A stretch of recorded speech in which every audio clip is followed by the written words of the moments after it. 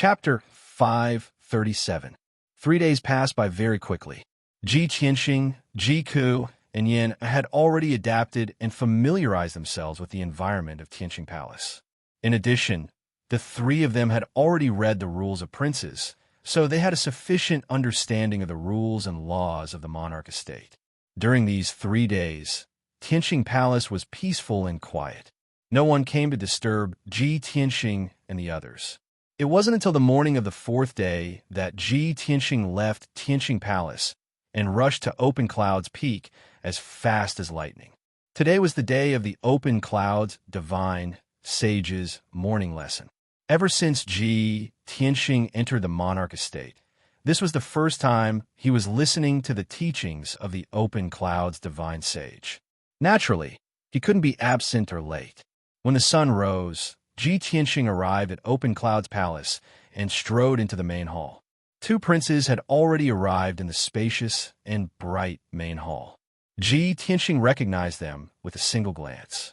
They were the human race's prince, Ling Yishun, and the icy water race's prince, Yu Zichen. He entered the main hall and stood next to the 2 of them. Yu Zichen glanced at him expressionlessly. He had no intention of greeting him. On the other hand, Ling Yishun smiled slightly at him and nodded slightly in greeting. Ji Tianxing also nodded at Ling Yishun in response. Then he waited in silence. Before long, Kuan Wu and Murong Lingfeng entered the main hall one after the other. Both of them were conceited and disdained to pay attention to Ling Yishun and Yu Zichen. However, both of them greeted Ji Tianxing, showing their closeness. Ji Tianxing had received Yin Yao's reminder and knew of Murong Lingfeng's identity and objective. Now, when he saw Murong Lingfeng's hypocritical attitude, he felt more and more that this person was hypocritical. He didn't want to pay attention to him. However, Murong Lingfeng didn't care about his cold attitude at all. He didn't feel awkward at all. Half an hour later, the black-robed Open Cloud's divine sage entered the main hall. He walked to the seat of honor and sat down. Ji Tianxing and the 4 princes all bowed, paying their respects to the Clear Cloud Divine Master. The Clear Cloud Divine Sage nodded slightly and said calmly, "Today I will talk about the peak of martial arts and the legendary realms of martial arts. Being the Emperor's children, in the future, you will be influential figures within the Tianxian land. You will even become the top elite warriors of the land. And the prerequisite to becoming a peak expert is to have foresight, to have a deeper understanding of the martial Tao realms and levels." Ji Tianxing had heard that the divine masters in the imperial residence would not teach specific cultivation methods and secret techniques. The god-tier masters would not interfere with the cultivation of the imperial princes. Only when the princes encountered difficulties in their cultivation and sought guidance from the god masters would the god masters be able to explain and guide them. Usually, the content taught by the divine masters were all different martial arts stories, ancient legends, and secrets of the Tianxian land. After listening to a god-tier master's lecture, the princes would often be able to broaden their horizons and increase their knowledge. This point was different from ordinary sects, and was also the uniqueness of the imperial residence. Only within the imperial residence could one come into contact with more martial arts legends and ancient secrets. Only then could one have the opportunity to climb to the peak of martial arts and reach a higher realm. Ji Tianxing looked at the Clear Cloud Divine Master with a calm expression and listened seriously. The Clear Cloud Divine Master said with a serious expression, "Currently, in the Tianxian land, those at the Tian Yuan stage are considered elite warriors. Princes who reach the Tian Yuan stage at such a young age are already influential figures. And the refined soul stage above the Tian Yuan stage is a supreme elite warrior in the eyes of all.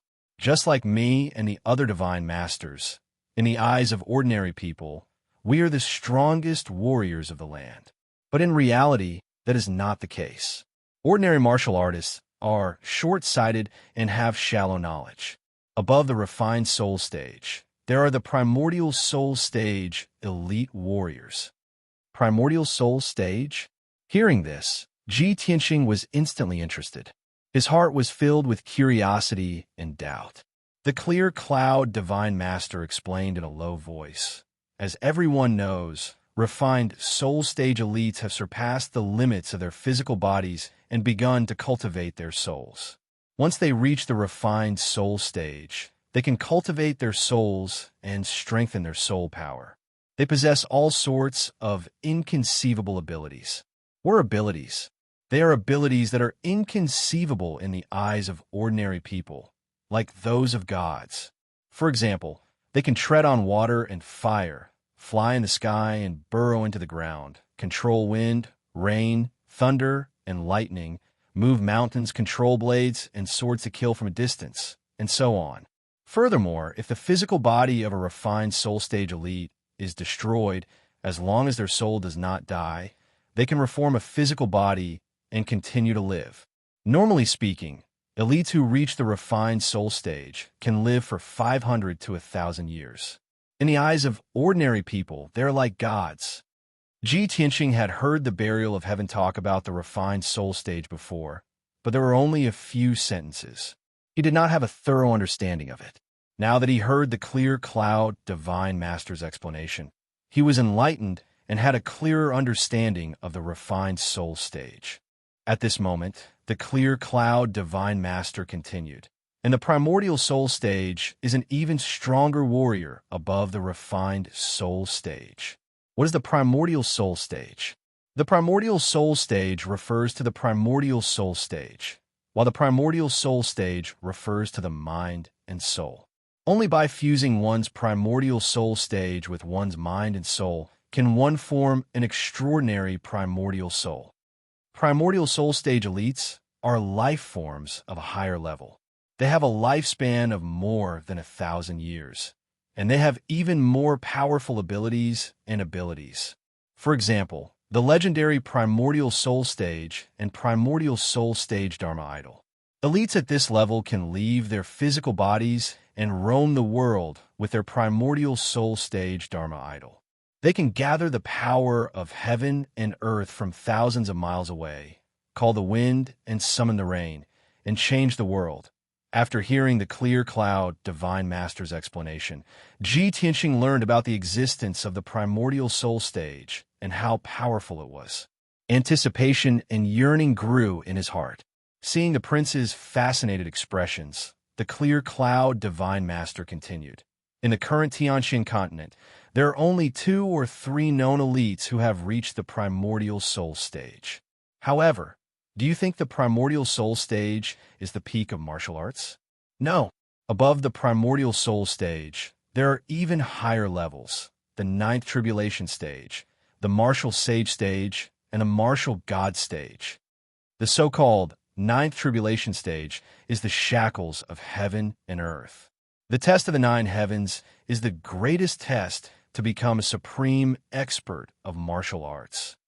If you want to become a godlike elite, you have to withstand the bombardment and baptism of the heavenly tribulation divine, lightning 9 times. Only by surviving can you reach the extraordinary martial sage realm. As for the martial god realm, it's a realm close to that of a god. At this moment, Ling Yichuan suddenly asked, "Clear Cloud Divine Master, I heard that 1,000 years ago, the strongest human was called Kenshin. I wonder if that senior Kenshin was the legendary martial god realm? How did an elite like Kenshin die? To be able to defeat and kill the sword god, what realm has his strength reached?" Upon hearing Ling Yichuan's question, the princes stared intently at the clear cloud divine master, waiting for his answer. After all, the princes had all heard of Kenshin's name and knew some of the legends of Kenshin. Chapter 538. When Kenshin's name was mentioned, the clear cloud divine artifact's expression also became solemn. He looked at Ling Yichen with a dignified gaze and said in a heavy voice, "Kenshin was the most powerful person of the human race 1,000 years ago, and our residence has already been established for almost 10,000 years, continuing from the ancient times until now. I'm afraid that in the entire continent, only our monarch's residence understands Kenshin's legendary deeds the best. However, Kenshin's life story is our residence's greatest secret, and we cannot reveal too much. I can only tell you with certainty that Kenshin is a powerhouse that has surpassed the martial god realm. The strength of a godlike powerhouse isn't something you or I can imagine. Moreover, powerhouses at that level won't truly die. Ling Yichen immediately frowned, revealing a face full of doubt. He instinctively asked, "If I may ask, Clear Cloud Divine Artifact, do you mean that Kenshin hasn't died?" Kuan Wu, Murong Lingfeng, and Yu Zichen also looked at the Clear Cloud Divine Artifact expectantly. Clearly, they were very concerned about this question. Only Ji Tianxing remained expressionless, but he vaguely understood the Clear Cloud Divine Artifact's meaning. However, the Clear Cloud Divine Artifact ignored the prince's gazes filled with curiosity and didn't answer Ling Yichen's question. With your current strength, it's still unknown whether or not you can reach the soul refining realm. Isn't it a bit too ambitious to explore the realm above the martial god realm right now? It's not just you. Even I and the few nascent soul powerhouses on the continent can't reach Kenshin's realm. This is because there is still no supreme martial arts in this world that can allow someone to reach the realm above the martial god realm. Hearing the Clear Cloud Divine Artifact's words, the gazes of Kuan Wu, Ling Yichen, and the others all dimmed, revealing deep disappointment. Ling Yichen pondered for a moment, then asked, "Clear Cloud Divine Artifact, could it be that you can't even learn Kenshin's supreme martial arts?"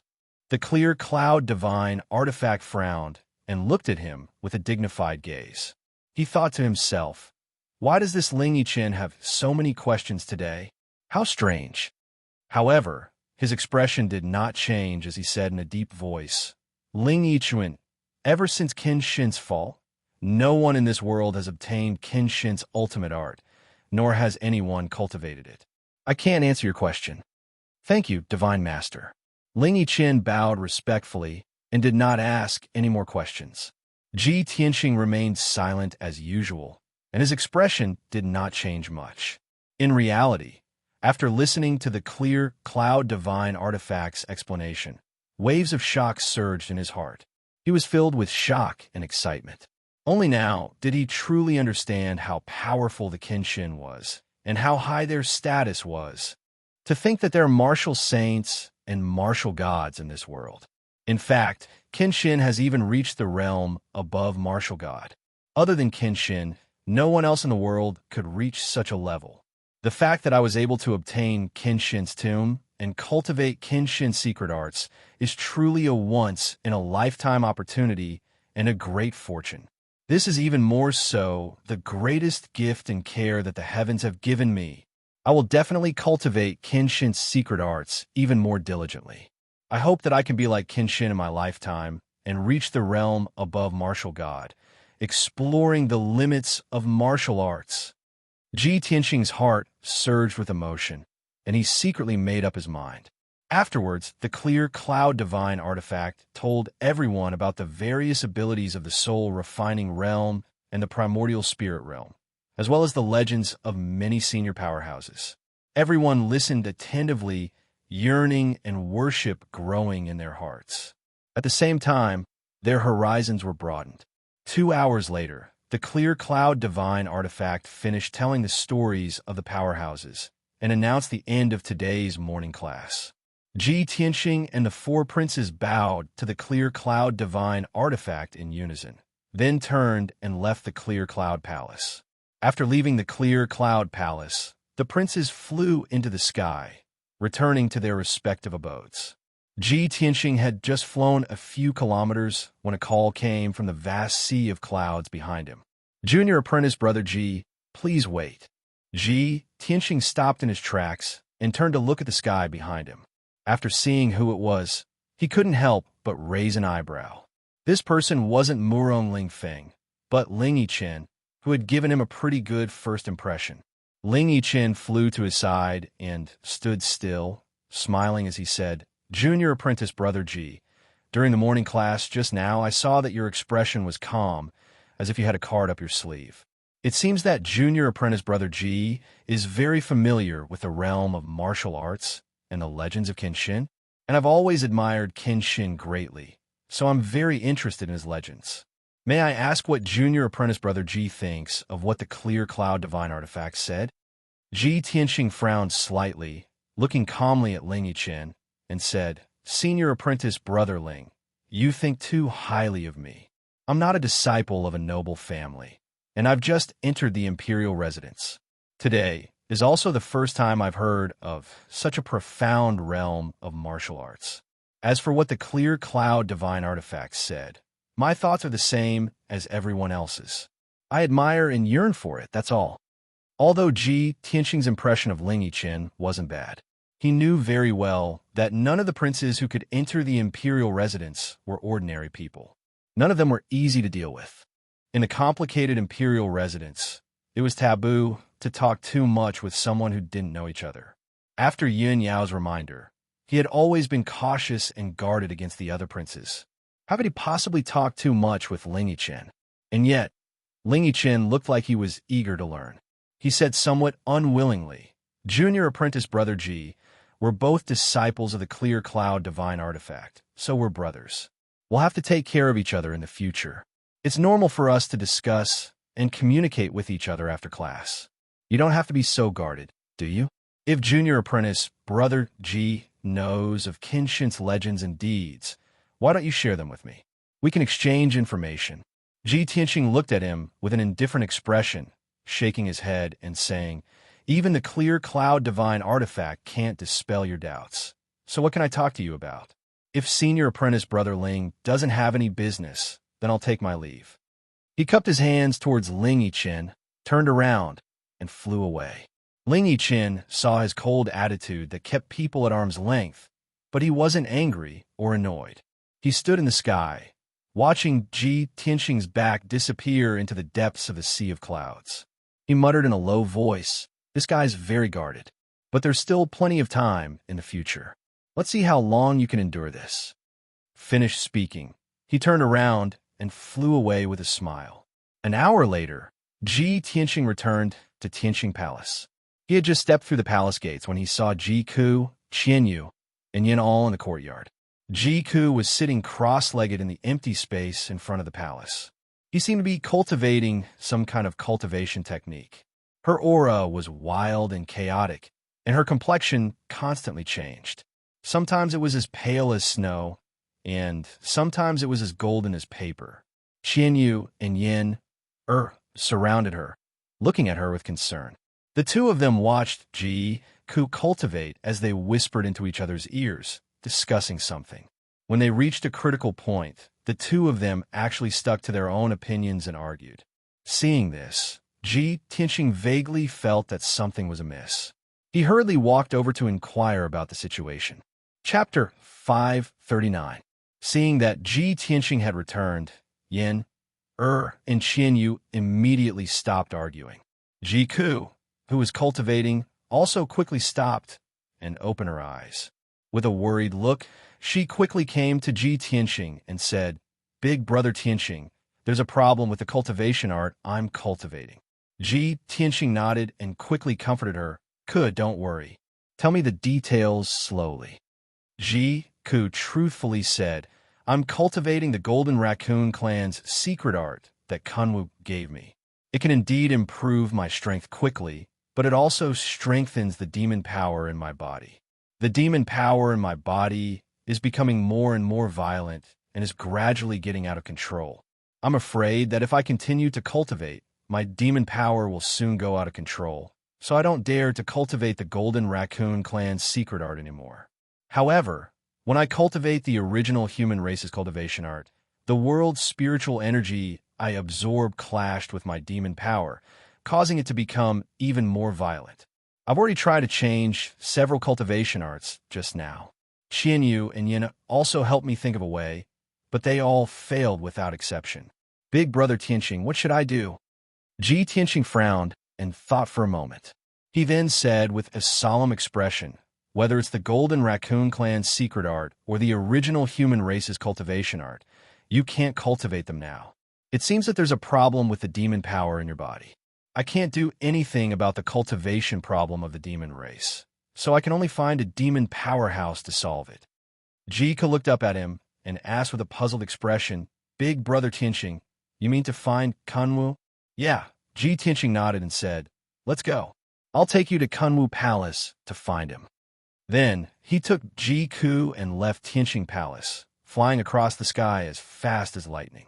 The two of them flew for 200 miles and crossed several mountain ranges before arriving at the Kunwu mountain range where Kunwu was located. Swish!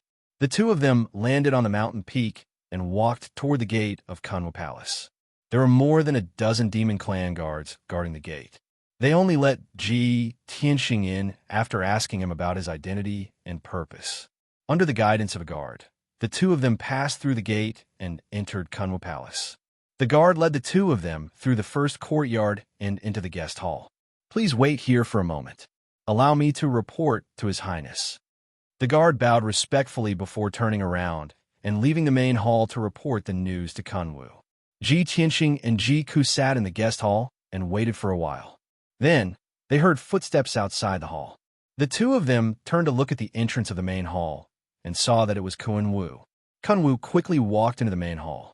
Before he sat down, he revealed a concerned expression and asked, Ji Tianxing, Ji Ku, did you encounter any trouble when you came to find Ben Jun? Ji Tianxing didn't bother with pleasantries and went straight to the point. That's right. Kuku's cultivation has a problem. She's cultivating the Golden Raccoon clan's secret technique that you gave her. It can indeed increase her strength, but it also makes the demon chi in her body more violent. He explained the situation in a concise manner. After Kunwu heard this, he frowned in worry and looked at Ji Ku with concern. Ji Ku, Ben Jun needs to check the situation first to know what's going on. Ji Ku nodded and didn't refuse. Thus, Kunwu raised his right hand and put his index and middle fingers together like a sword. He used the demon clan's secret technique and sent a streak of dark silver demon chi into Ji Ku's forehead. He controlled the streak of demon chi and sent it through Ji Ku's meridians to check the situation inside his body. However, the demonic power he used was quickly blocked by the mysterious demonic power in Ji Ku's body. Kunwu used the secret technique again and again to increase the power of the dark silver demon chi. However, he still couldn't resist Ji Ku's mysterious demon chi. 100 breaths passed, but Kunwu didn't make any progress. He also couldn't detect Ji Ku's situation. Helpless, he could only use all his demon chi to rush toward the mysterious demon chi in Ji Ku's body. The two powerful demonic powers collided with each other in Ji Ku's body, and a muffled bang was heard. At that moment, Ji Ku's body trembled. His face turned pale, and blood flowed out from the corner of his mouth. Unable to withstand the power of the collision between the two demon chi, he closed his eyes and fell unconscious. Kunwu's expression changed drastically. He quickly retracted his demon chi and looked at Ji Ku anxiously and worriedly. At that moment, a silver crescent mark suddenly appeared on Ji Ku's fair and tender forehead. The crescent mark was like a birthmark, but it emitted a faint silver glow. It looked extremely mysterious and noble. When Kunwu saw the crescent mark, his body trembled. His eyes widened, and a look of disbelief flashed across his eyes. His expression was complicated. Other than shock, there was also a trace of surprise. However, the crescent mark on Ji Ku's forehead only appeared for a breath before it disappeared. Ji Tianxing saw that Ji Ku was injured and unconscious. He was also worried and anxious. He quickly asked Kunwu, "What's going on?" Kunwu only came back to his senses when he heard his shout. He quickly waved his hand and said, "Ji Tianxing, don't worry too much. Ku is fine. She's just unconscious." Ji Tianxing frowned and looked at him. He asked again, "How's the demon chi in Ku's body? Is there a way to solve it?" Kunwu nodded solemnly and said in a serious tone, "Ji Tianxing, I roughly know what's going on with the demon chi in Ji Ku's body. However, with my strength and methods, I'm still unable to solve the mysterious demon chi for her. If I want to solve her problem completely, I can only bring her back to the demon clan and ask Father to save her." Ji Tianxing frowned. Bring her back to the demon clan? Ask the demon emperor to save her? Kunwu saw that he was hesitating, so he persuaded, "Ji Tianxing, Jiku's current situation isn't too serious. As long as my father helps, he can still save her. However, if we delay any longer, when the demon chi in her body completely breaks the seal, even the deities won't be able to save her. Then, there's really no way to save her. Ji Tianxing pondered silently for a moment.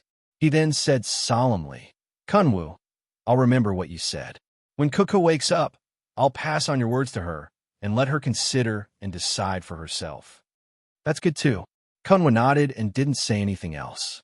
After that, Ji Tianxing carried the unconscious Ji Ku and left Kunwu Palace. After he and Ji Ku left, Kunwu was still sitting in the main hall. His eyes were fixed on the sky outside the hall. Kunwu's expression was somewhat complicated. After pondering for a long time, he muttered to himself, Little sister, is it really you? Are you back? No one could answer his question.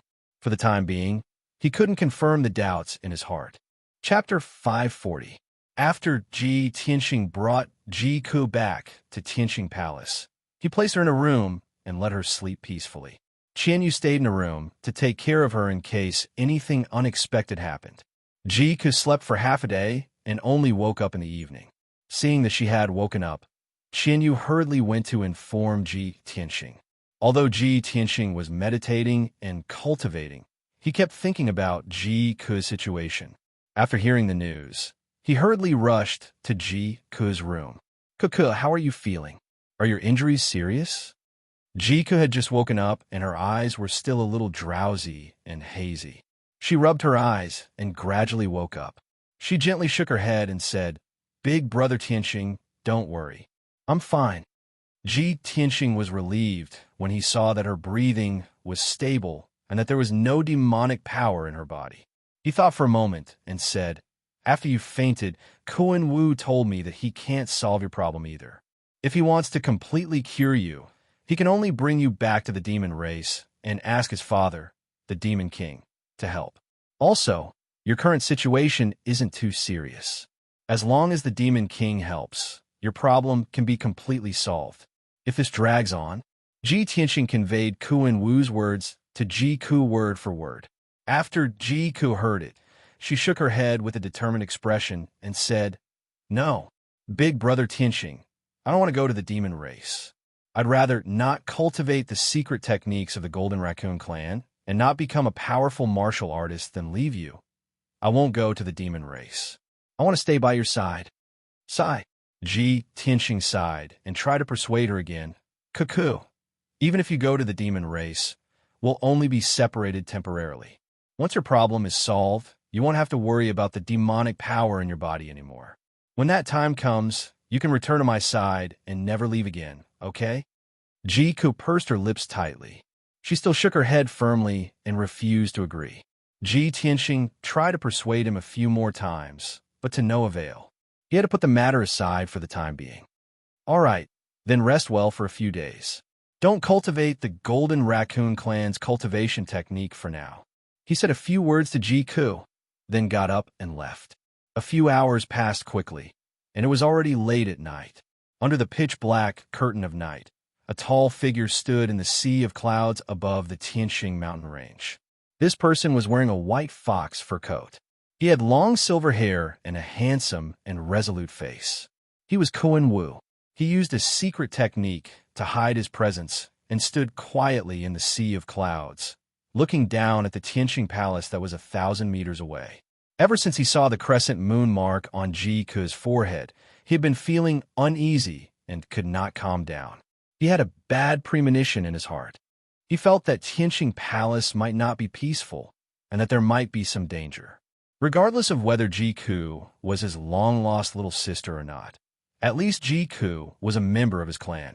He was worried about Ji Ku's safety, so when night fell, he quietly came to the Tianxing mountain range and hid in the sea of clouds, silently looking at Tianxing Palace. As time passed, the curtain of night grew darker, and the cold wind in the sky grew more bitingly cold. At this moment, Kuan Wu's hawk-like sharp eyes suddenly saw a flash of cold light under the curtain of night below. He focused his eyes and immediately saw it clearly. It was a vigorous black silhouette, holding a cold and frightening treasured sword in his hand. He was rushing through the forest as fast as lightning towards the heavenly palace. The black figure's presence was cold and powerful. He moved as fast as a flash of light and was silent. He was clearly a heavenly origin expert. Moreover, this person did not rush toward the main entrance of Tianqing Palace, but rushed toward the side of the palace. In a short span of a dozen breaths, he had crossed 1,000 meters and entered the forest on the side of the palace. He wanted to sneak into Tianqing Palace. Seeing this, Kuan Wu frowned, and a cold glint flashed in his eyes. Just as he was about to warn the people in Tianqing Palace, he suddenly realized that another figure had suddenly appeared in the forest on the side of Tianqing Palace. It was also a heavenly origin expert dressed in black and wearing a mask. He was flying in the night sky with a pair of wings formed by his true essence. He waved the sword in his hand and slashed out a 5-colored light blade. Swoosh! The 5-colored sword light formed by his true essence was more than 10 meters long. It cut through the night sky as fast as lightning and slashed into the dark forest. With a muffled bang, the black figure that had sneaked into the forest was forced into the sky by the sword light. The two black figures confronted each other in the night sky above the forest. They did not need to speak and immediately began to fight with their swords. Swoosh! Swoosh! Swoosh! The two silently waved their swords and continued to display their unique sword skills. They began to fight in the night sky. Endless streams of sword light lit up the nearby night sky. The sharp sword chi and the fragments of light that burst out tore apart the dense forest around them, causing dust and wood chips to fly up into the air.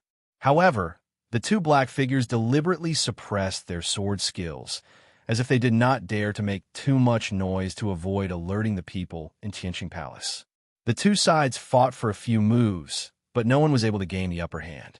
The two saw that their opponent's strength was not ordinary, so they stopped fighting at the same time and quietly retreated.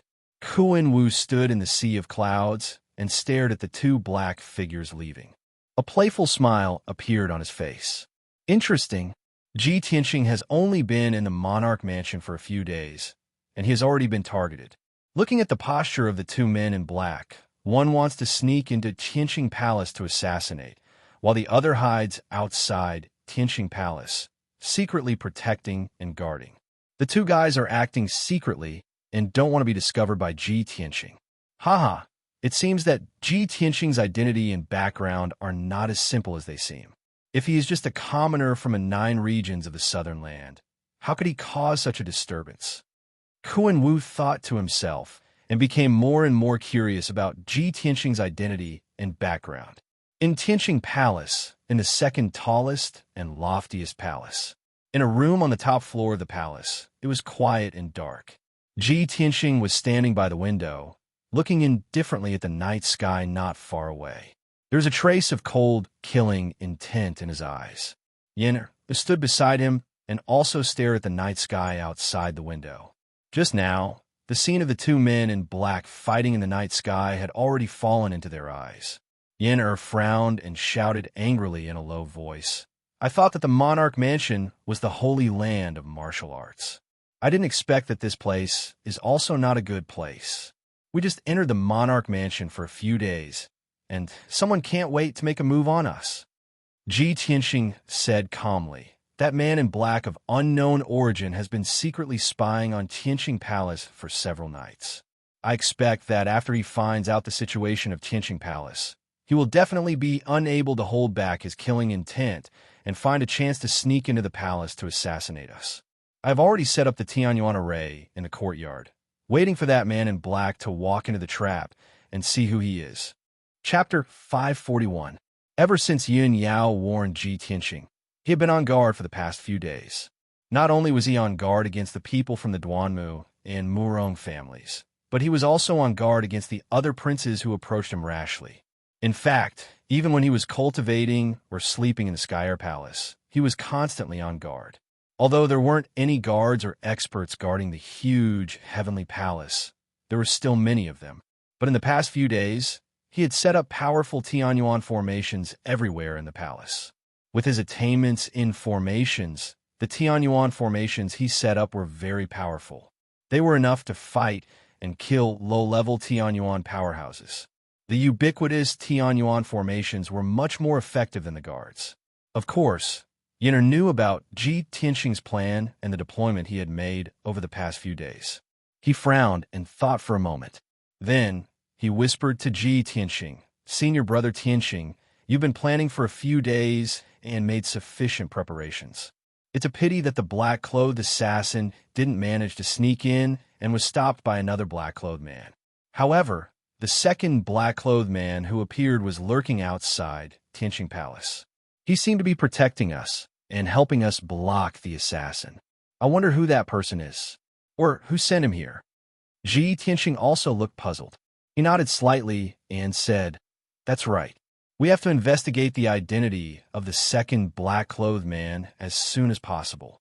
We don't have any other friends in the Emperor Palace other than Senior Sister, who would secretly protect us." Yinner pursed his lips and thought for a moment. Then he whispered, "Senior brother, the only answer I can think of is Senior Sister. I don't think anyone else would send anyone to protect us other than her, right?" Ji Tianxing pondered for a moment. Then he shook his head and said, "Not necessarily. If Senior Sister wanted to help us, she could have just told us. Why would she send someone to protect us secretly? Besides, the second black-clothed man was a Tianyuan powerhouse. How could Senior Sister mobilize a Tianyuan powerhouse to protect us? She only has one Sky Origin Stage cultivator by her side, and he is the leader of the guard arranged by the Cloud Spirit Palace. He only listens to the Cloud Spirit Palace." Yinya had always been in the Sky Pillar sect, so she didn't have any trusted aides or guards by her side. Even if she wanted to mobilize Sky Origin Stage experts from Cloud Spirit Palace to secretly protect Tianxing Palace, the Yun family might not agree. Sky Origin Stage cultivators were not cabbages. Even in the ancient clans, they were the mainstays. How could they be ordered around? Yinner listened to Ji Tianxing's explanation and immediately understood the key point. However, this made him even more confused. Senior brother Tianxing, if it wasn't eldest Senior Sister's men, then who could it be? Ji Tianxing frowned and shook his head, saying in a deep voice, "I can't think of anyone who would secretly help us. Now that we are in the open, those who want to deal with us and those who want to help us are all in the dark. The water in the Imperial residence is getting muddier and muddier. We have to investigate it as soon as possible so that we can seize the opportunity." "Yes." Yinner nodded with a firm expression, full of confidence in him. Ji Tianxing patted his shoulder and said in a deep voice, "That black-clothed assassin was stopped. He won't take the bait again tonight. Yinner, go back and rest." After that, the two left the room and returned to their respective residences. Ji Tianxing returned to his room and sat cross-legged on his bed, silently cultivating. Now that he had his own spirit vein and cave, the biggest benefit was that he didn't have to worry about cultivation resources. Tianxing Palace had an endless amount of spirit qi, which allowed him to cultivate with twice the result with half the effort. Even the burial of heaven in Kenshin's tomb could continuously absorb the spirit qi of heaven and earth to speed up the recovery of his strength. Tianxing Palace was located above the spring of the spirit vein, so the spirit qi was extremely abundant. There was also a super large array set up in the cave, which gathered the spirit qi from all directions, causing the spirit qi in the palace to form 5-colored spirit clouds. As soon as Ji Tianxing started to practice cultivation, the 5-colored clouds above the palace turned into wisps of 5-colored spirit mist that poured into his body in an endless stream. The incomparably pure spirit qi of heaven and earth turned into surging vital essence and surged violently in the sword palace in his body. He cultivated the 8th level of the path of the sword heart. While constantly tempering the sword palace, he also allowed the sword embryo to gradually grow and strengthen, accumulating more and more vital essence. The 8th level of the path of the sword heart is to temper the body to the extreme and reach the limit of strength. Only when the body reaches the limit and is fully prepared can I cultivate the 9th level of the path of the sword heart and merge with the sword heart. In addition, I have to master the wood and earth elemental energy as soon as possible so that I can gather the power of the 5 elements and increase my strength faster. Ji Tianxing silently calculated in his heart. He had already made preparations and arrangements for his future cultivation plan and steps.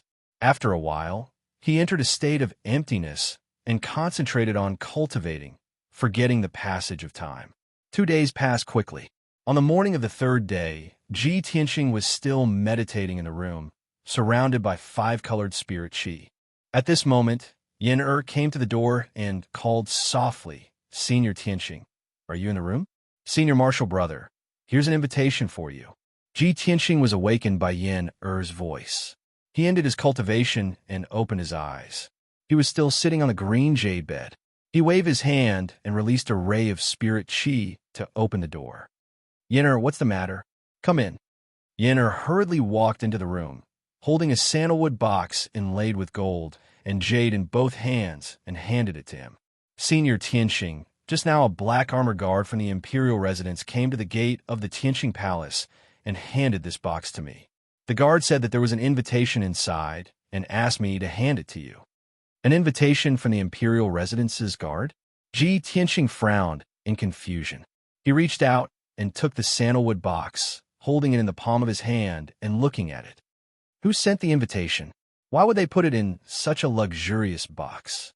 As he said, he waved his hand and released a ray of spirit qi to unlock the simple array on the sandalwood box. Then, he opened the sandalwood box and took out a red-stamped invitation. He flipped open the luxurious and exquisite invitation card and carefully read its contents. After 10 breaths of time, he finished reading the contents of the invitation. Suddenly, his face changed slightly and he frowned. Yin had been looking at him with a puzzled face. Seeing his strange expression, she couldn't help but ask, "Senior Tianxing, what's wrong? Who sent this invitation card?" Ji Tianxing closed the invitation, put it back into the sandalwood box, and put it into the space ring. He replied with a normal expression, "Long Yin Xiao." "Long Yin Xiao?" Yin became more and more confused and asked, "Hasn't the emperor been healing and didn't return to the imperial residence? Why did he send you an invitation?" Ji Tianxing got up and walked to the door. He said calmly, "In 3 days he will choose a heavenly consort at the enlightening heaven pagoda in the imperial court. He invited me to attend the ceremony." Yin expression suddenly changed. She muttered in a serious tone, "What should come will come. The emperor is finally going to choose a consort." Chapter 542. It had been half a month since the battle between Ji Tianxing and Long Yunxiao at the imperial stage. During this time, Long Yunxiao had not returned to the imperial palace, nor had he appeared in public. Many people guessed that he must have been seriously injured and was still recovering in seclusion. Only Ji Tianxing knew that although Long Yunxiao's injuries were not light, it was not to the extent that he had to recuperate in seclusion for half a month. However, he had not mentioned anything about the imperial concubine selection in the past half a month. In the depths of his heart, he had silently agreed that Long Yunxiao was a gentleman. He would not go back on his words and choose Yun Yao as his imperial concubine. However, there had to be a conclusion to this matter. Before Long Yunxiao officially chose his imperial concubine, anything could happen. There were still many unknown variables. Therefore, after Ji Tianxing received the invitation, he had to go to the imperial palace to watch the ceremony no matter what. He had to see Long Yunxiao choose his imperial concubine with his own eyes before he could truly be at ease. After leaving the room, Ji Tianxing summoned Yin Ji Ku, and Qian Yu. He solemnly instructed them, "In 3 days, Long Yunxiao will choose his imperial concubine at the Apocalypse Pagoda. I have to go to the imperial palace personally. In the next few days, the 3 of you will stay in Tianxing Palace. Don't go out if there's nothing important. If there's anything, wait for me to come back." After that, Ji Tianxing left Tianxing Palace alone and flew towards the imperial palace's exit. He flapped his golden wings and flew across the vast sea of clouds like a shooting star. He crossed one mountain after another. After about 2 hours, he was about to reach the imperial palace's exit. Only then did he realize that there were a few imperial princes in the sky nearby. They were also flying towards the exit. When he saw that those imperial princes were all humans, he immediately frowned and thought to himself, the imperial princes rarely show themselves. They are either cultivating in seclusion in their cave abodes or training in the outside world. Why did so many human imperial princes appear at the same time today and leave the imperial palace?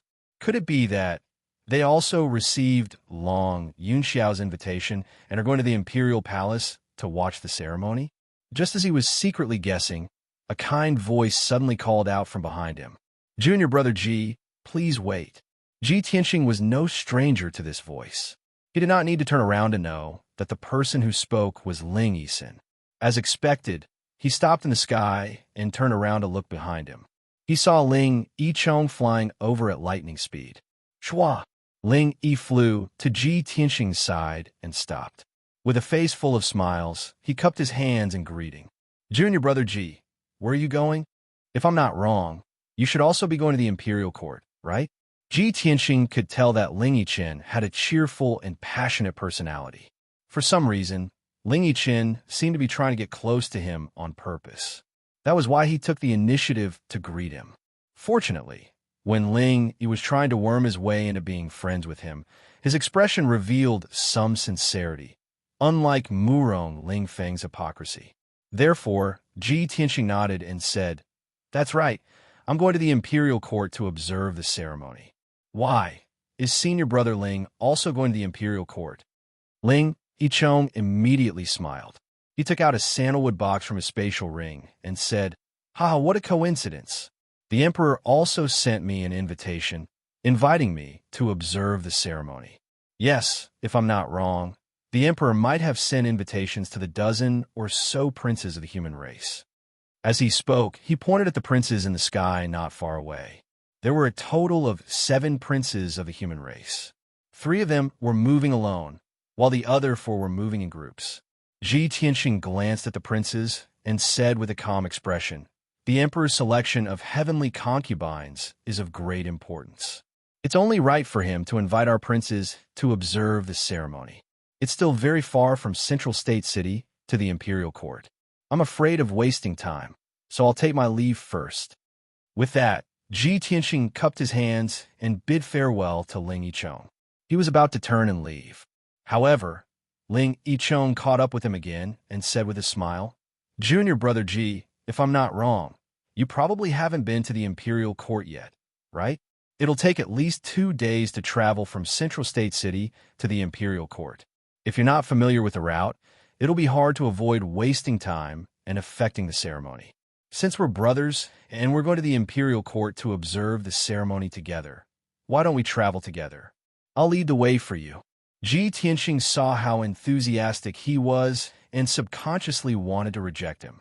However, he suddenly thought of something and swallowed his rejection.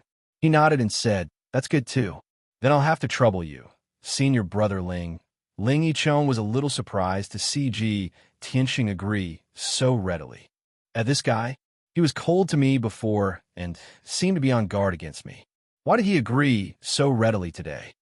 Although Ling Yichong was puzzled, he didn't show it on his face and didn't show any abnormalities. Junior brother Ji is too polite. We brothers should take care of each other. He smiled and said politely. Ji Tianxing only nodded and didn't say anything else. After that, the 2 of them traveled together and rushed to the exit of the imperial residence.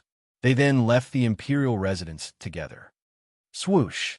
With a flash of light, Ji Tianxing and Ling Yichong's figures appeared in the divine steel forest at the same time.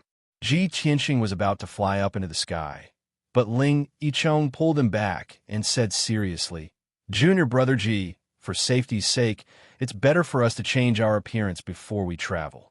I'm not famous in the first place, so I'm not afraid of others seeing through my identity. However, Junior brother Ji, you're now an influential figure in Central State City. Who knows how many people are paying attention to you? It's better for you to be more cautious. Ji Tianxing was stunned for a moment before he smiled and nodded. Senior brother Ling is still the most considerate. Then we'll do as you say to avoid some unnecessary trouble. Thus, he used a meticulous technique to control the muscles and nerves on his face, slightly changing the outline and appearance of his facial features. Although, on the surface, his appearance didn't seem to have changed much. However, his facial features and appearance had changed. Even if Yin and Ji Ku saw him, it would be hard for them to recognize him at first glance. After changing his appearance, Ji Tianxing's body flashed with a golden light. The white robe he wore disappeared in a thin air and turned into a long, sapphire blue robe.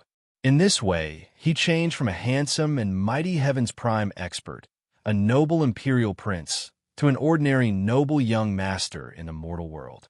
After changing his appearance, he looked at Ling Yichong beside him and found that Ling Yichong had also changed his appearance. He was dressed as a rich young master like him. The two of them looked at each other and smiled. Then, they passed through the divine steel forest like a gust of wind and rushed towards the southern city gate of Central State City. Not long after the two of them left, several human imperial princes came out of the imperial residence, one after another.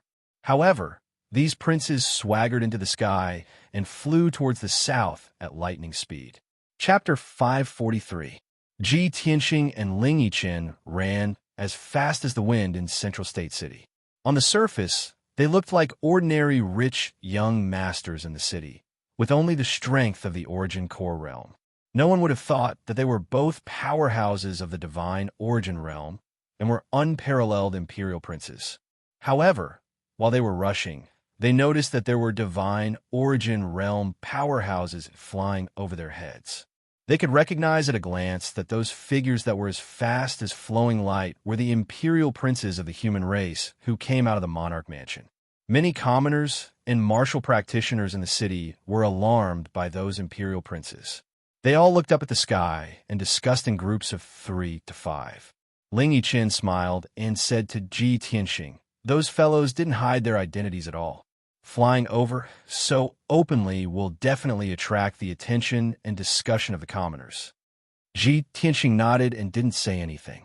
However, he thought to himself, if it's just being noticed and discussed by the commoners, then it's nothing. When I was in the monarch mansion, there were people who wanted to sneak into Tianxing Palace to assassinate me. Now that I'm out of the monarch mansion, those who want to deal with me won't let go of this opportunity. It was because he understood this that he listened to Ling Yichen's advice and changed his appearance. However, he was secretly puzzled. Why did Ling Yichen take the initiative to remind me to change my appearance? Does he know something? It'll take 2 days to get to the imperial court. I'll take this opportunity to observe this person. 2 hours later, Ji Tianxing and Ling Yichen passed through the South City Gate and left Central State City. After leaving Central State City, there were endless mountains and rivers outside the city. There were very few people. It was only then that Ji Tianxing and Ling Yichen flew high into the sky, flying south as fast as flowing light. The two of them flew high in the sky, crossing thousands of mountains and rivers along the way. They also passed by many villages and cities. During the journey, Ji Tianxing remained silent, secretly observing Ling Yichen. Ling Yichen didn't do anything out of the ordinary. As he flew, he was vigilant of his surroundings. He would occasionally chat with Ji Tianxing, but it was all about the monarch mansion. Unknowingly, a day had passed. In the evening, Ji Tianxing and Ling Yi had flown for an entire day. They had used up a lot of their true essence, so they were a little tired and sleepy. Thus, the two of them landed on the peak of a tall mountain and stopped to circulate their qi to regulate their breathing. This towering mountain was over 10,000 feet tall, surrounded by undulating mountain ranges and a vast, dark green primitive forest. The mountain peak beneath their feet was naturally covered by a lush forest. There were towering trees all around, and the ground was covered with waist-high weeds and thorny bushes. Ji Tianxing found a large millstone in the woods and set up a defensive formation around the large stone. Then he sat on a large stone and circulated his energy to regulate his breathing.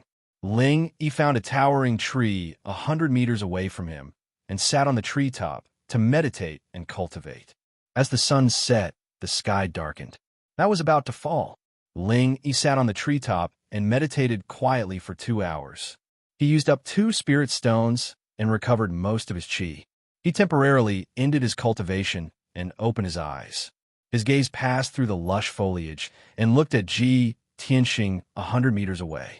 Seeing Ji Tianxing circulating his qi to regulate his breathing without any distractions, as if he wasn't on guard against everything around him, he couldn't help but frown.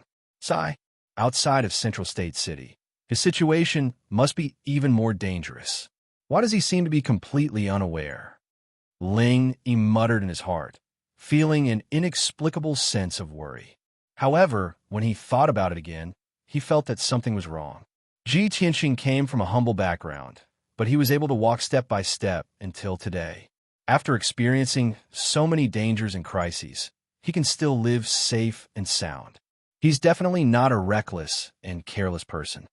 Thinking like this, he felt a little more at ease. Then, he withdrew his gaze from observing Ji Tianxing and quietly released his spiritual sense to explore in all directions. His spiritual sense soundlessly enveloped a radius of 400 meters, monitoring the surrounding pitch-black night. Whether it was the poisonous insects hiding in the forest or the snakes and ants hiding underground, none of them could escape his spiritual senses probing. Seeing that the surroundings were quiet and that there were no abnormalities, Ling Yi felt relieved. However, at this moment, in the sky above the mountain peak, a dazzling cold light suddenly lit up and shot down like lightning. Swoosh! It was a 2-meter-long blue light that cut through the night like a meteor. In the blink of an eye, it arrived above the forest and pierced towards Ji Tianxing's head. Ling Yi immediately sensed that something was wrong. Looking carefully, he discovered that there was an icy blue flying knife the length of a chopstick in the 2-meter-long blue light. Although the flying knife wasn't big, it was a Heaven Origin grade treasure. It was indestructible and contained a terrifying power that could pierce through everything. The 2-meter-long blue light was actually the tail flame of the flying dagger. Junior Marshal Brother Ji, be careful. Ling Yi didn't have time to think. He immediately used his spiritual sense to warn Ji Tianxing. Almost as soon as his voice fell, Ji Tianxing, who was circulating and adjusting his breath, suddenly opened his eyes. At that moment, a cold, killing intent flashed in Ji Tianxing's eyes. Like a cold sword light, it tore through the night in front of him. Swoosh! In the nick of time, a dark sword appeared in his left hand. His right hand held the hilt and pulled out the sword with a clang. Dragon soars from the 9th heaven. The moment the sword was unsheathed, a 10-meter-long cold sword light lit up and condensed into the shadow of a divine dragon. Roar! The divine dragon sword shadow let out a dragon's roar and slashed towards the night sky from below to meet the icy blue flying knife head-on. In a split second, the divine dragon's sword shadow fiercely slashed at the icy blue flying knife. The sound of metal clashing against metal rang out. Clang!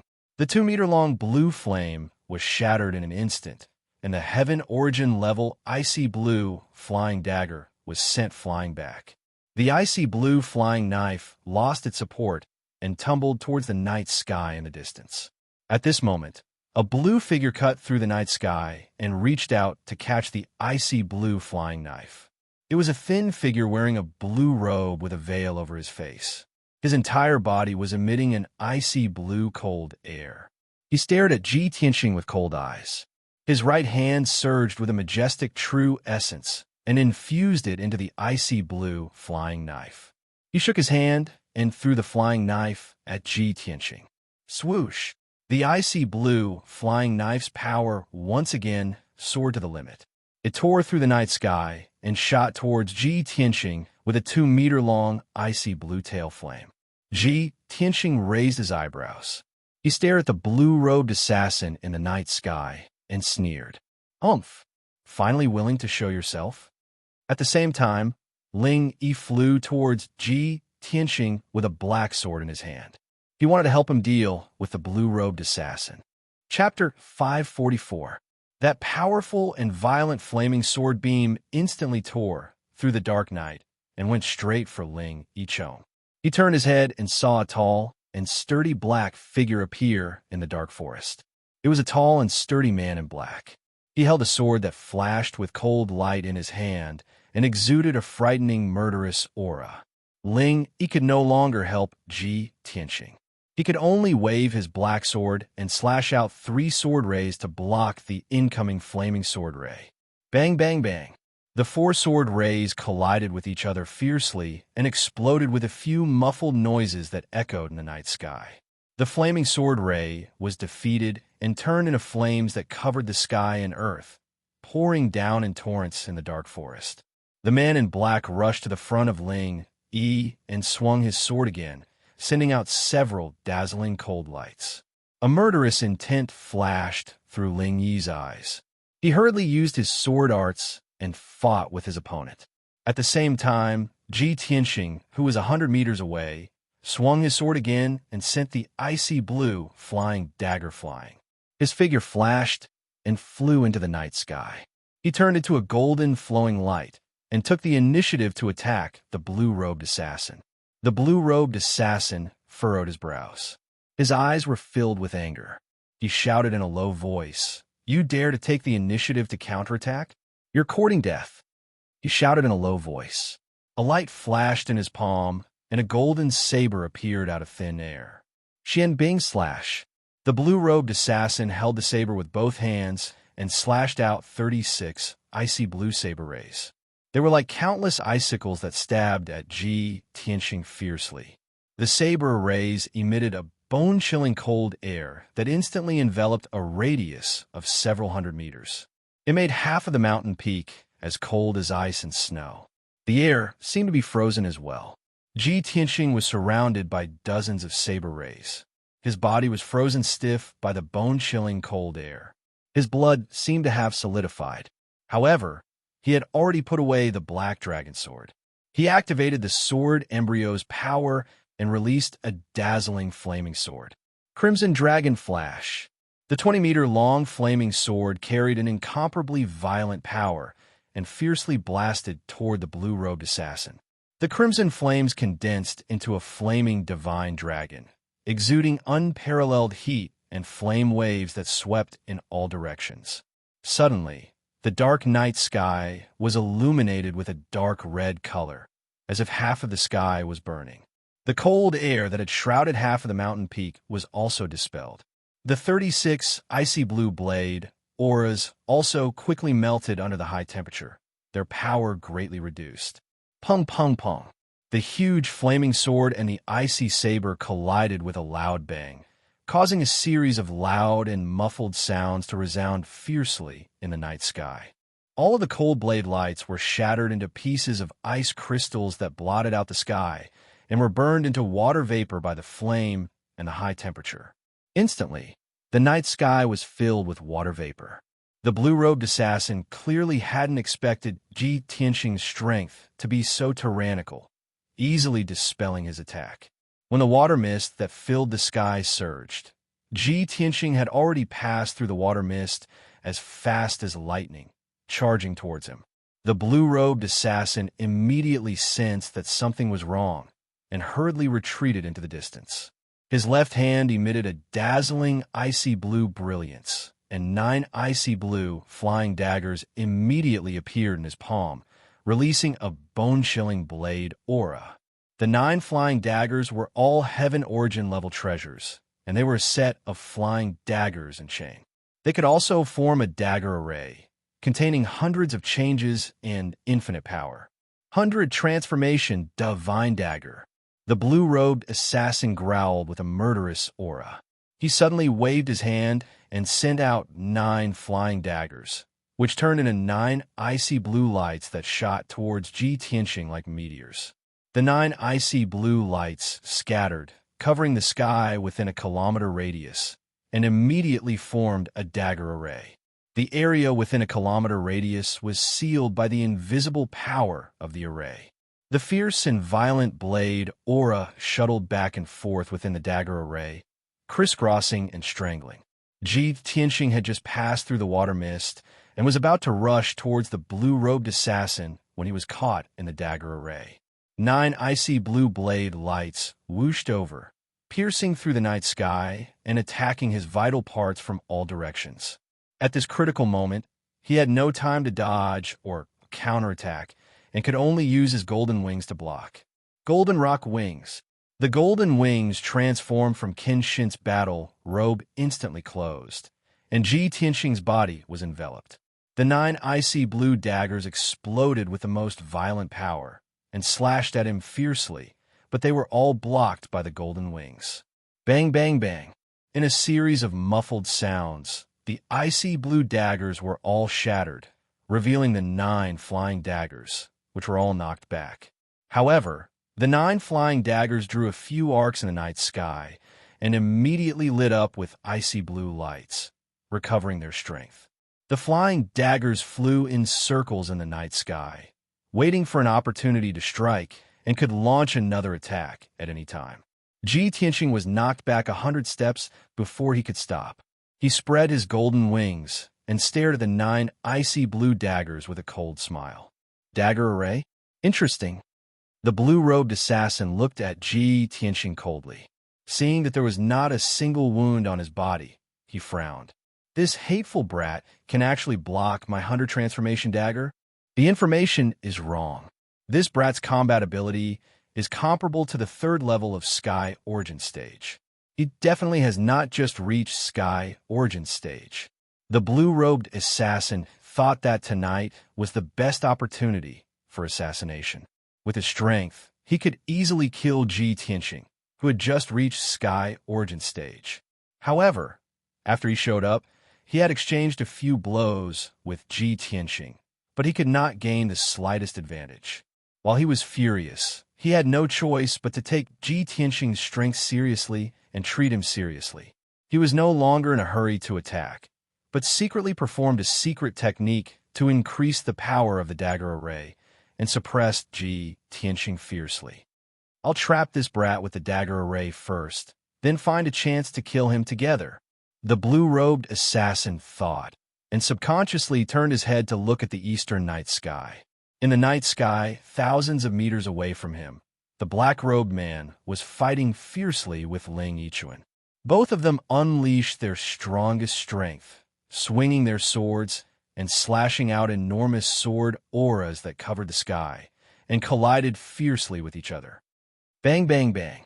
The muffled sounds kept exploding and spread far in the night sky. One after another, the sword auras shattered with a bang, creating a violent and devastating shockwave that spread in all directions like a hurricane. The mountain peaks around the two and the primitive forest under their feet were all devastated by the violent shockwave. Many enormous ravines and pits appeared. Obviously, the black-robed man and Ling Yichuan were evenly matched in strength. It would be difficult to determine the winner in a short time.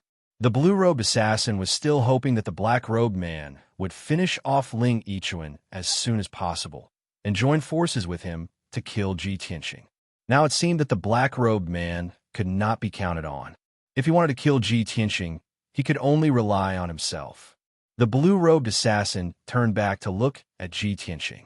He waved his hand and shot out streaks of icy blue light into the dagger array. The power of the dagger array suddenly increased, releasing thousands of icy blue dagger lights that shot toward Ji Tianxing like a rain of arrows. Ji Tianxing dodged and blocked the attacks, but his eyes were shining with wisdom and calmness. He was observing the dagger array and quickly looking for a flaw in the dagger array.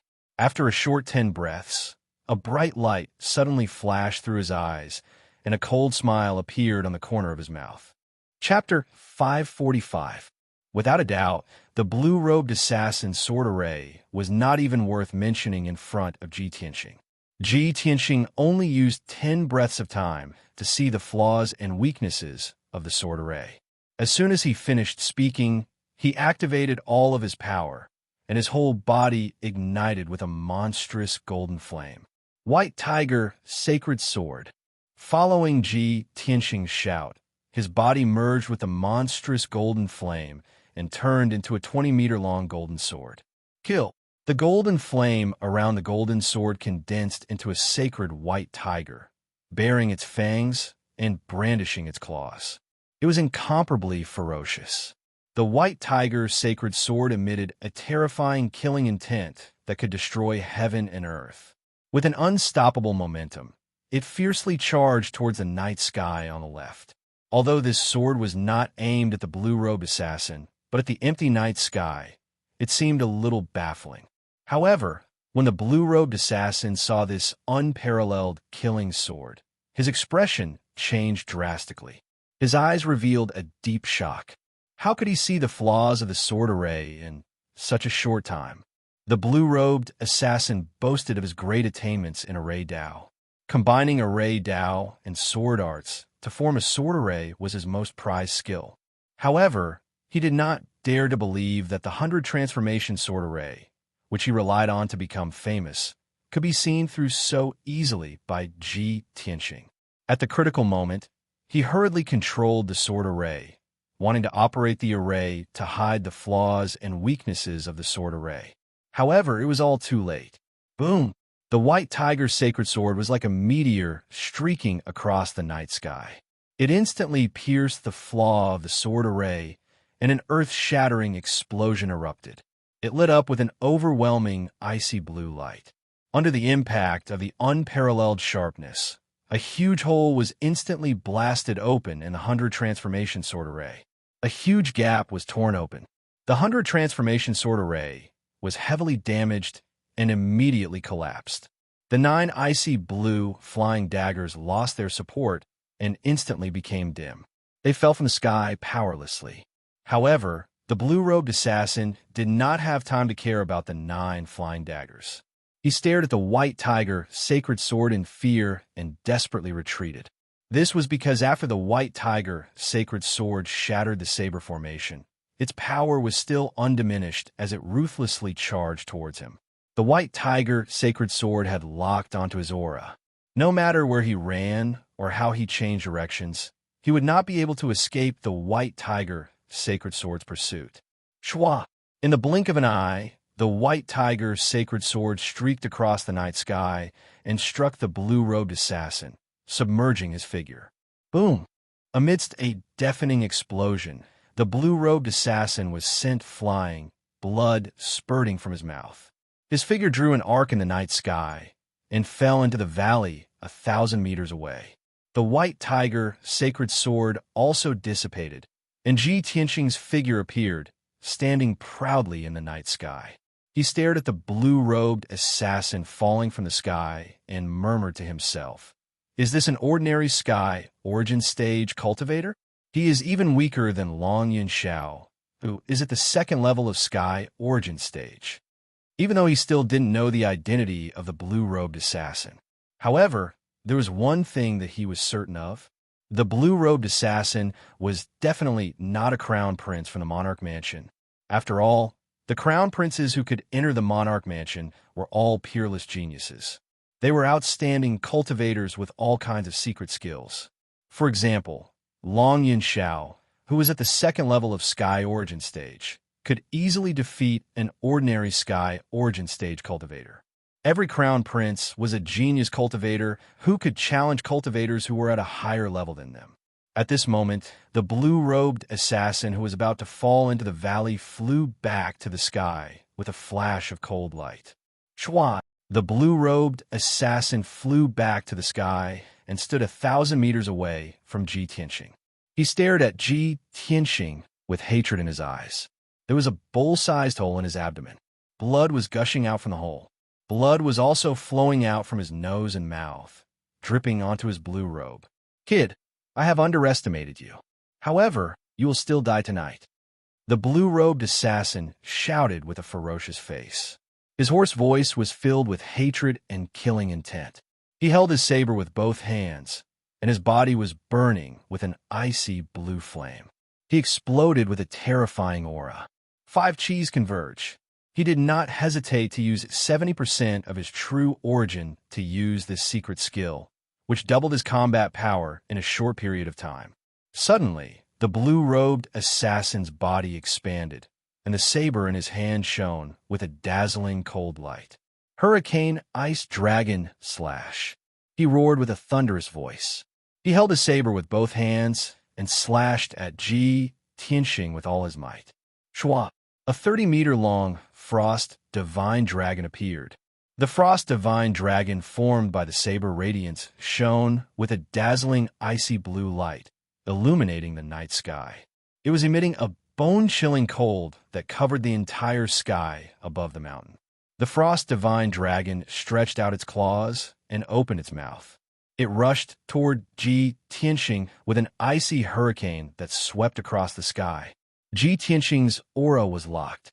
He could not dodge or run away. He could only block or fight back.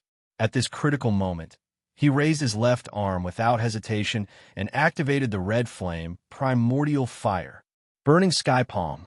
His magma-like left arm spewed out endless red flame primordial fire. It condensed into a giant flaming palm that covered the sky and blasted toward the frost divine dragon.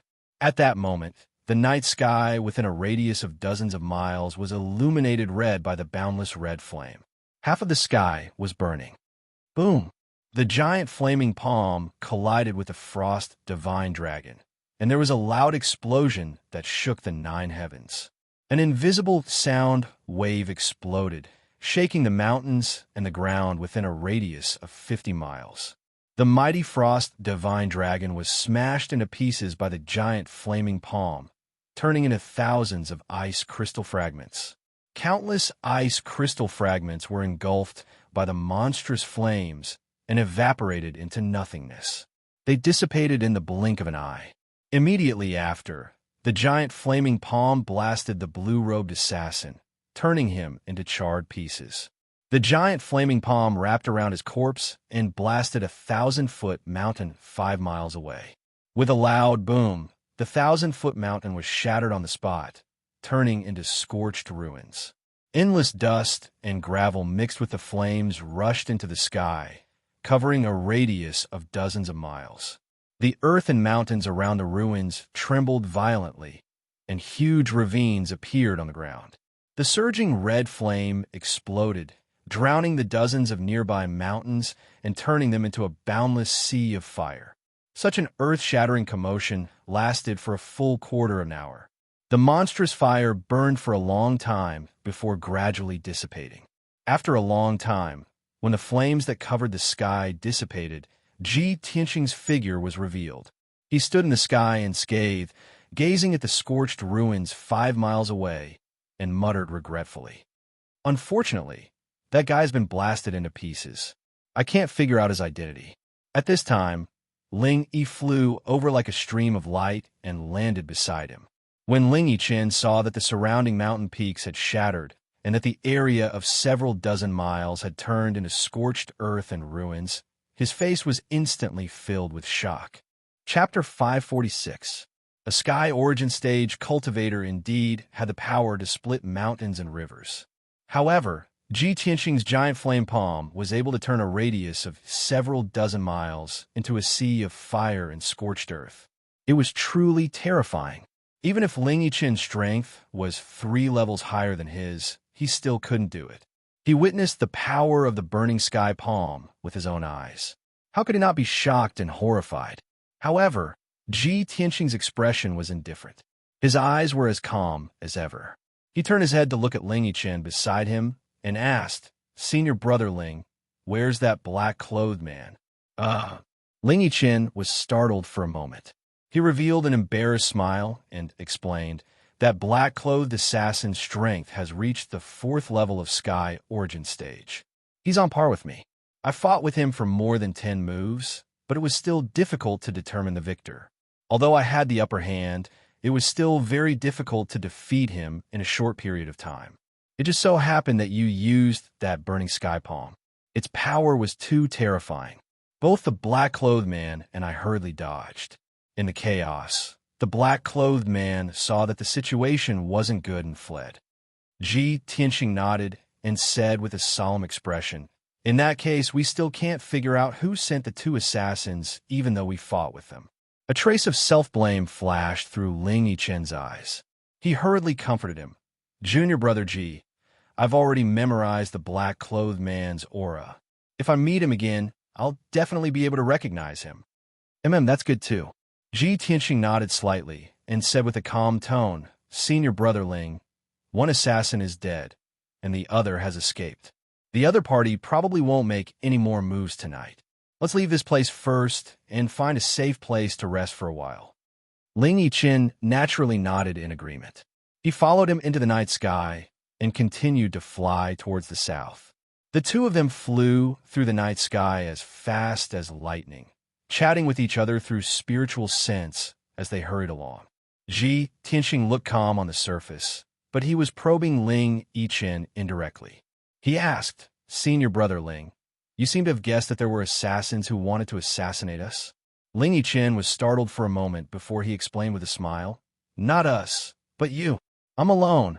I don't have any enemies. On the other hand, Junior Martial Brother Ji, you've been in the limelight recently. You'll definitely attract the attention and attention of various forces. There were as many experts as there were clouds in the central continent. Various powerful forces emerged one after another. The relationships between them were inextricably linked and intertwined. It was very complicated. Perhaps you haven't done anything, but you've already offended someone unknowingly, hindering the development and plans of some forces. Therefore, it is inevitable that there will be people who want to kill you in the cradle. Ling Yiqin's words seemed to have said a lot, but he did not say anything clearly. It was ambiguous and unclear. However, Ji Tianxing understood that Ling Yiqin was reminding him to be careful. After a moment of silence, he asked, Senior Brother Ling, why did you save me in such a dangerous situation? You and I are just acquaintances. You don't have to risk your life for me. Ling Yiqin frowned as he looked at him, his tone disappointed as he said, Junior Brother Ji, we're both princes of the Clear Cloud Divine Masters sect, so we're fellow brothers. I really didn't expect that I would treat you as my junior brother, but you would treat me as an outsider. Sigh, if I knew you were thinking like this, I would have decisively run away just now and left you alone. I would have left you to fend for yourself. As he said this, he even shook his head gloomily, an expression of disappointment on his face. Ji Tianxing looked at him from the side. Unable to see through his true thoughts, he could only temporarily suppress the guesses in his heart. Senior Brother Ling, you've misunderstood. What I mean is that you could have stayed out of this. There was no need for you to risk your life to save me.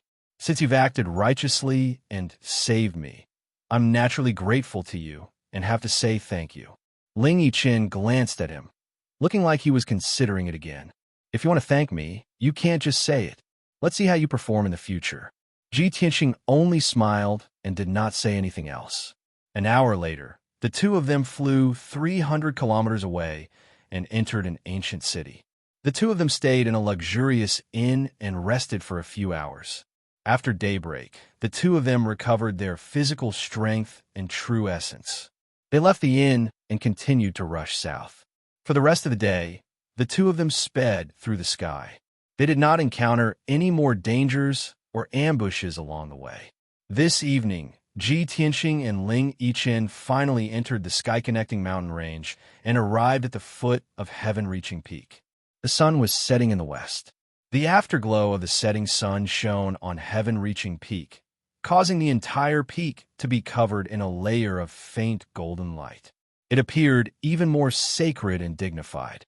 Ji Tianxing and Ling Yiqin stood at the plaza at the foot of the mountain, sizing up this towering peak. They saw that there were dozens of statues that were 100 meters tall around the plaza that was 1,000 meters in radius. These statues were of the sages and experts of the human race. They were placed on the plaza for the people of the human race to worship. At the end of the plaza, there was a wide black stone divine path that extended along the steep mountain slope to the mountainside. Many palaces and buildings were built on the slopes on both sides of the divine path, exuding an ancient aura. Moreover, every 100 steps on the divine path, there was an imperial court imperial guard wearing silver armor and holding a long halberd. These imperial court imperial guards were all dignified and dignified. They stood like stone statues and did not move at all, appearing extremely solemn and respectful. Going up the divine path, they reached halfway up the mountain, where the white clouds and mist covered everything. Ji Tianxing and Ling Yiqian looked up at heaven-reaching peak, revealing a respectful and solemn expression. Ling Yiqian said with a solemn expression, "Junior brother Ji, this giant peak is the sacred land of the human race, heaven-reaching peak. The imperial court is located at the peak of heaven-reaching peak. This should be your first time in the imperial court, right? Later, you must properly admire the scenery of heaven-reaching peak." Ji Tianxing nodded slightly and said with a calm expression, "Let's go up." Then, he and Ling Yiqian returned to their original appearances, becoming the dignified and extraordinary imperial princes. The two of them crossed the wide plaza and stepped onto the divine path paved with black stone, walking towards the mountainside. The consort selection ceremony was tomorrow. It was still early, so the two of them were not in a hurry. They walked towards the mountainside while admiring the scenery along the way. Heaven-reaching peak was surrounded by lush green mountain ranges. Numerous towering mountains were situated in the endless mountain range, their original appearance covered by thick white clouds and fog. Not long after, Ji Tianxing and Ling Yiqian reached the mountainside and arrived at a towering gate. There were many imperial court imperial guards guarding the gate. Only those who received an invitation could cross the gate and ascend to the mountaintop to watch the ceremony. Ji Tianxing and Ling Yiqian took out their invitations and handed them to the imperial guard captain for inspection before they were allowed to enter. The two of them crossed the gate and continued to climb up the mountain along the solemn black divine path. The buildings above the mountainside were shrouded in white clouds and were faintly discernible. The two of them climbed the mountain in the clouds and enjoyed the scenery along the way. Chapter 547. When night fell, Ji, Tianxing, and Ling Yi climbed to the peak of the mountain. On the 10,000-meter-high peak, the wind was biting cold and the clouds were surging. Several magnificent palaces stood on the peak of the mountain, as if they had existed since ancient times, exuding a majestic and solemn aura. 3 palaces, 9 halls, and 18 courtyards formed the holy land of the human race, the imperial court. These palaces and courtyards were very vast and luxurious, not like the residences of humans, but more like the palaces of the gods in heaven. Ji Tianxing stood on the vast square in front of the palace, staring at the palace of heaven and earth across the square, and felt the sacred aura coming from it. He observed silently for a while, and could vaguely see that the palaces and courtyards in the imperial court were arranged in a special pattern and position. It contained the changes and mysteries of heaven and earth, the sun, the moon, and the stars.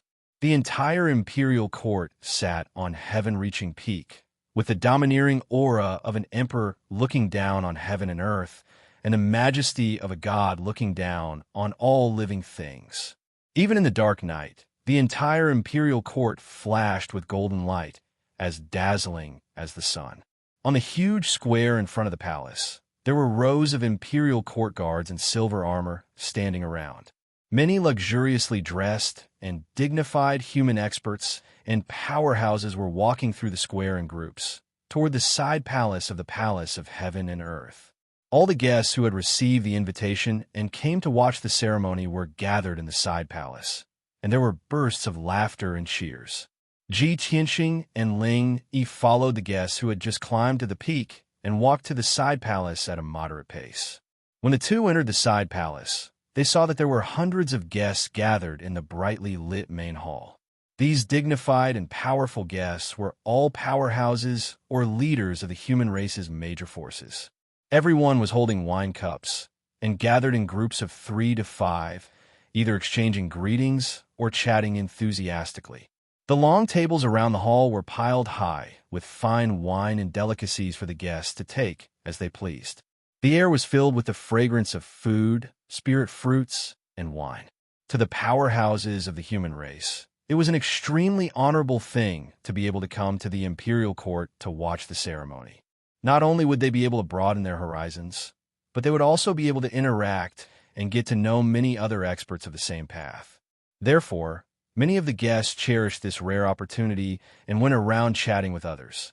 When Ji Tianxing and Ling Yiqian walked into the main hall, many guests noticed them and turned their heads to look at them in surprise.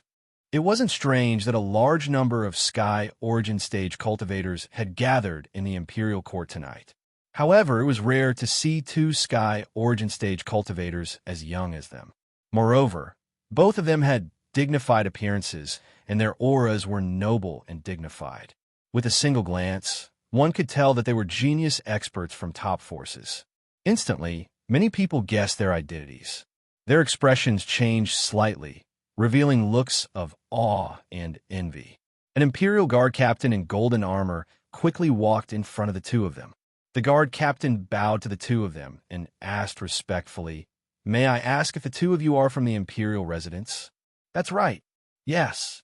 Ji Tianxing and Ling Yicheng both nodded in acknowledgement.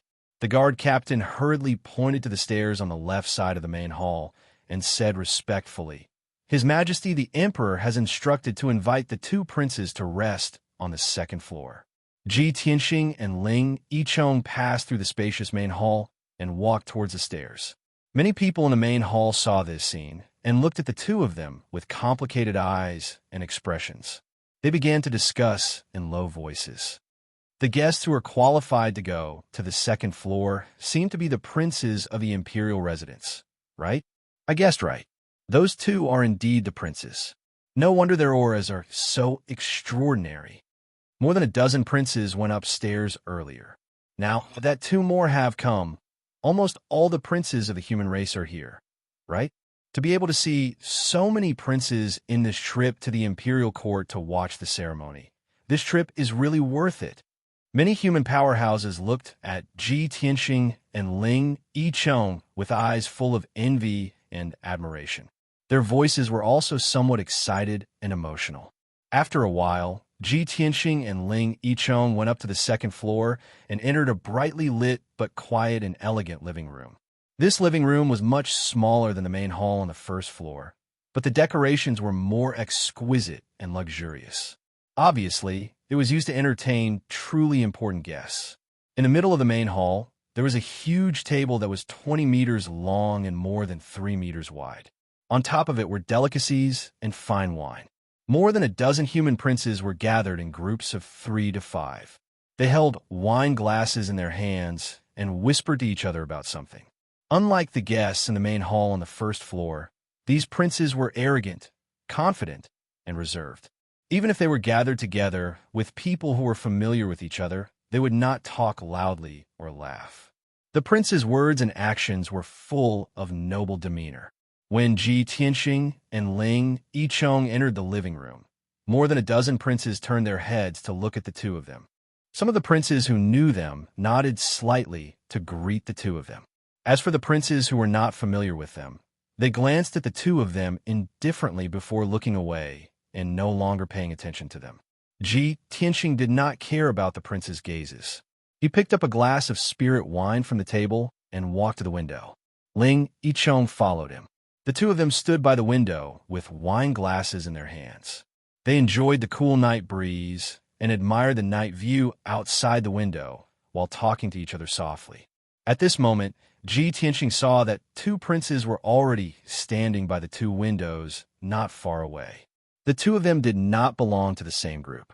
While they were drinking alone, they were also silently looking at the night sky and sea of clouds outside the window.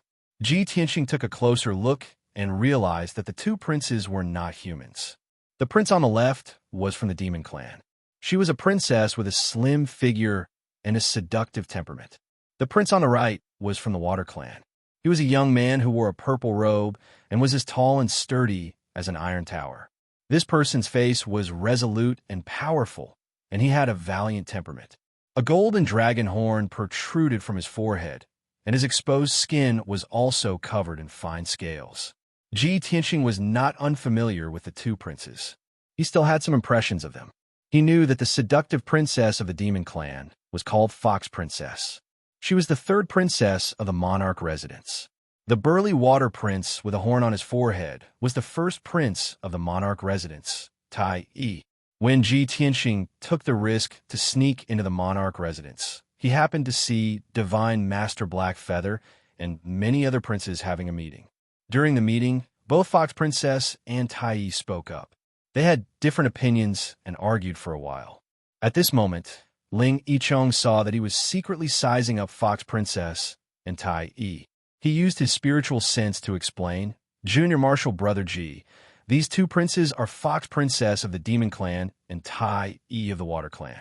The Emperor's concubine selection has attracted the attention of all races in the world. Not only have the princes of the Human Clan been invited, but the Demon Clan and the Water Clan will also send a prince as a representative to attend the ceremony. Chapter 548. Ji Tianxing had just entered the imperial residence not long ago, so there were very few princes he knew. Of course, Ling Yichen knew this, so he took the opportunity to quietly introduce him to the princes in the living room. The two of them did not show it on the surface as they held their wine cups and tasted the fine wine in silence. However, in reality, Ling Yichen was using his spiritual sense to continuously introduce them to Ji Tianxing. The prince in the white robe with the golden jade belt is called Lu Ziyuan. He's ranked 42nd in the residence. Junior apprentice Brother Ji, the muscular young man in the black robe with silver stripes, is called Lu Zikong. He's ranked 37th in the imperial residence. And the one in the green robe, who's surrounded by the princes, is called Duanmu Yulong. He's the legitimate son of the Duanmu family and ranked 9th in the imperial residence. As for the one with the folding fan, Murong Lingfeng, who's so beautiful that he doesn't look like a man, I don't think I need to introduce him, right? After a short few minutes, Ling Yichen introduced the princes in the living room to Ji Tianxing one by one. Ji Tianxing listened quietly and silently memorized the names.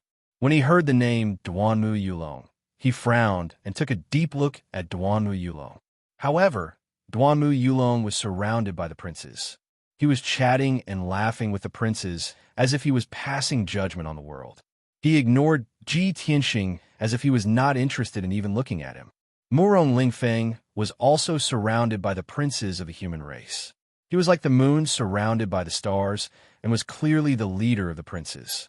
However, while he was talking and laughing with extraordinary confidence, he would always inadvertently glance at Ji Tianxing with a playful smile at the corner of his mouth. Soon it was late at night. Most of the princes in the living room had stopped chatting and laughing. They were either drinking silently or finding a place to sit down and rest. Ling Yichen used the excuse that he was a little sleepy as an excuse to bid farewell to Ji Tianxing and left the living room.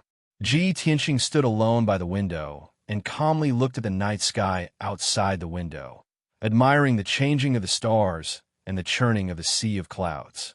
At this moment, a clear voice came from behind him. "Junior Brother Ji, how have you been?" Ji Tianxing turned his head to look and saw Murong Lingfeng holding a white jade wine cup, walking over with a smile on his face. Today, Murong Lingfeng was wearing a white robe embroidered with dragons and phoenixes, as well as clouds. His hair was tied up in a high bun, and he wore a jade crown. His left hand held a green jade folding fan. She was even more beautiful than before, and there was a charming smile on her face that made people not dare to look at her directly. Ji Tianxing calmly nodded and said with an indifferent expression, "Everything is fine. Brother Murong need not worry." Although his attitude was cold, Murong Lingfeng didn't mind at all. He smiled and walked to his side, chatting with him in a concerned tone. Ji Tianxing smiled coldly in his heart. He knew that this Murong Lingfeng had not given up and still wanted to strike up a conversation. However, he remained calm and collected on the surface as he tasted the spirit wine with an indifferent attitude, occasionally replying with a few words. In the corner of the living room, not far away, the three princes clustered around Duanmu Yulong and were discussing something in low voices. Duanmu Yulong had a thoughtful expression, shaking his head or nodding from time to time, as if he was thinking about something. However, in reality, he was secretly paying attention to Ji Tianxing and Murong Lingfeng, who were by the window. Seeing Murong Lingfeng take the initiative to express goodwill to Ji Tianxing, looking like they were chatting happily, Duanmu Yulong's eyes flashed with a mocking sneer as he thought to himself, Murong Lingfeng, this coquettish thing, actually still hasn't given up and still wants to rope in Ji Tianxing. He doesn't know that the Lord has already given me a secret order to get rid of Ji Tianxing as soon as possible. Humph. It seems that the Lord still thinks highly of me. Thinking of this, Duanmu Yulong was somewhat pleased with himself. When he looked at Ji Tianxing again, his eyes became somewhat cold. Damn Ji Tianxing, you actually came to the imperial court alive. Yesterday, you brat, you were lucky enough to escape a calamity, but you also caused me to lose a capable subordinate. However, after you leave the imperial court, I won't let you return to the imperial court alive. By the window, Murong Lingfeng and Ji Tianxing chatted for a long time. He found a few excuses to rope in Ji Tianxing. However, Ji Tianxing was not moved at all. His attitude toward Murong Lingfeng was very cold and indifferent. Murong Lingfeng cursed in his heart, but he could only give up for now. He smiled and said goodbye before leaving with his wine cup. After that, no one disturbed Ji Tianxing anymore. He had been standing by the window, staring at the night sky outside, thinking about something in silence. Before he knew it, a night had passed.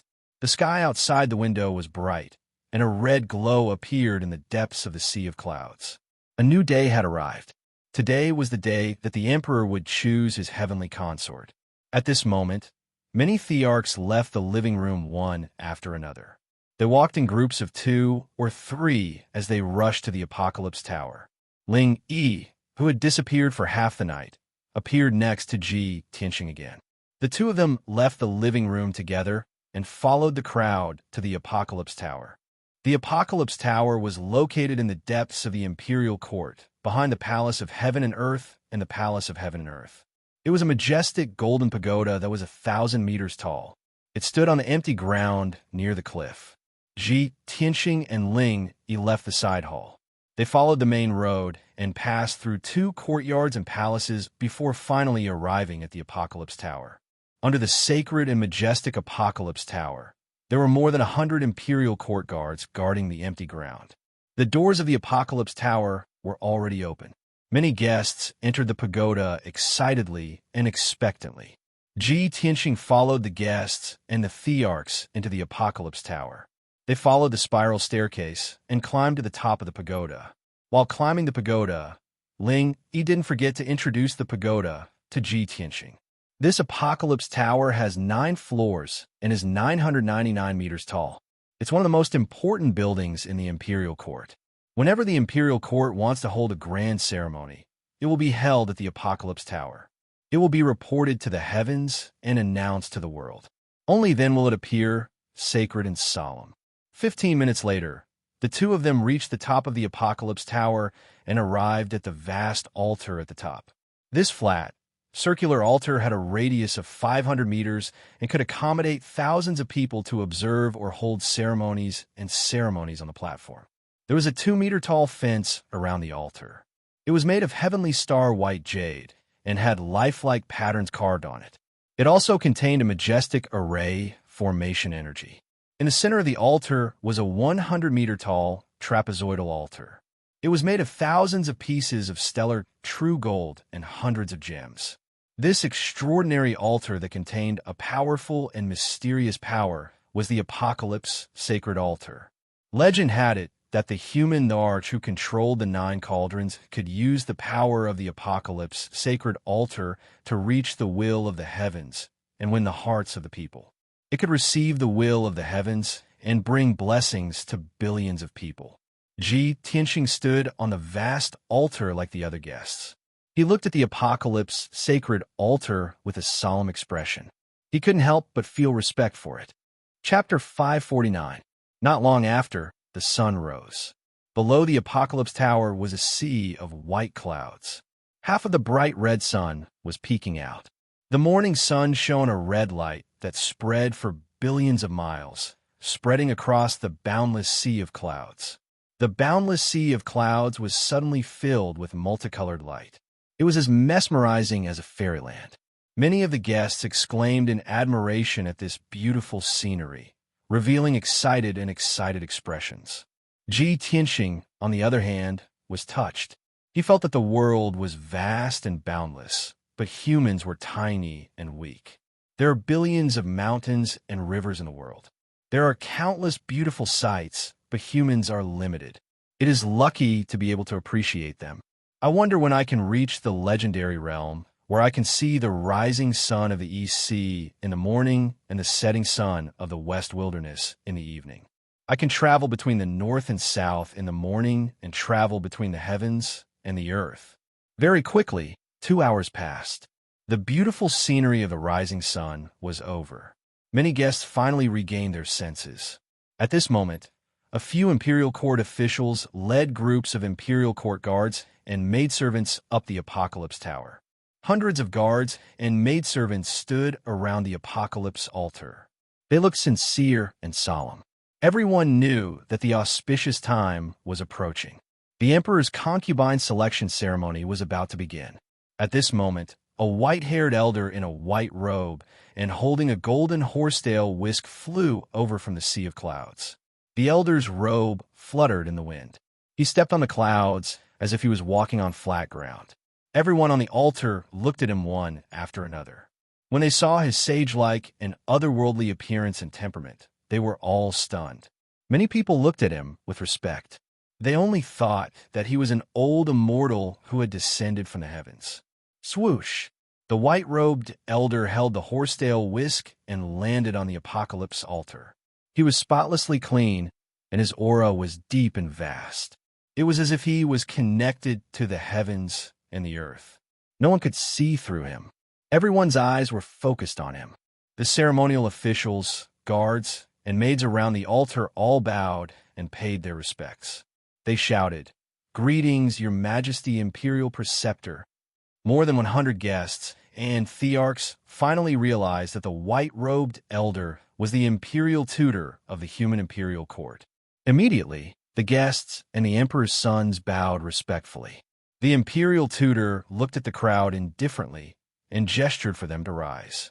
Then, he waved the golden horsetail whisk in his hand and used a secret technique to shoot out rays of 5-colored spiritual light into the open heaven sacred altar. After the opening heaven altar lit up with a hazy brilliance and released a mysterious and vast invisible power, Yi Qingyu's eyes lit up. The imperial tutor solemnly bowed to the sky and said in a booming voice, "Today is the golden hour. In accordance with the will of the heavens, the Son of Heaven is choosing his heavenly concubine. This is a blessing for the imperial court, a grand ceremony for our race, and a sacred ceremony for billions of human beings. Therefore, I opened the holy altar and reported it to the heavens, to the people." The imperial tutor gave a solemn speech, reporting to the heavens the significance of today's grand ceremony, praying for the heavens to bear witness and bless. The ceremonial officials below the altar, as well as the hundreds of guards and maids, all knelt down on one knee and bowed to the heavens in a pious posture. The guests and the princes all felt a formless energy and connection descending from the sky onto the opening heaven sacred altar. This caused Ji Tianxing to be secretly shocked and somewhat puzzled. He had always thought that the heavens were just a title that didn't exist and could only be used to entrust the people's beautiful wishes. However, at this moment, he could deeply feel that the legendary heavens really did exist. There seemed to be a pair of invisible eyes in the sky, staring at the open heaven tower and silently injecting an invisible and mysterious power. 15 minutes later, the imperial tutor finally finished the open heaven ceremony and opened the holy altar. Then, the imperial tutor loudly announced that the 3 heavenly concubine candidates were invited to come on stage and be judged by the heavens and the people. Ji Tianxing, like the other guests, turned to look at the exit at the edge of the open heaven altar. As a melodious string and woodwind music sounded, a group of maids escorted a beautiful woman to the open heaven altar and walked lightly toward it. That beautiful and elegant woman was wearing a gorgeous long dress that reached the ground and a jade phoenix crown that was inlaid with gold and embedded with jade and gems. She was dressed very elegantly. She lowered her head slightly, and a layer of golden beads dangled from the jade phoenix crown, faintly hiding her beautiful face. However, The more people couldn't see her face, the more they felt that she was beautiful and alluring. After this beautiful woman stepped onto the open heaven altar, the imperial tutor loudly announced, "The first heavenly concubine candidate is Lan Huixin. She is a beauty from the long heaven region." The guests in the hall whispered to each other. Then another group of maids escorted the second beautiful woman to the open heaven altar. This beautiful woman was different from Lan Huixin.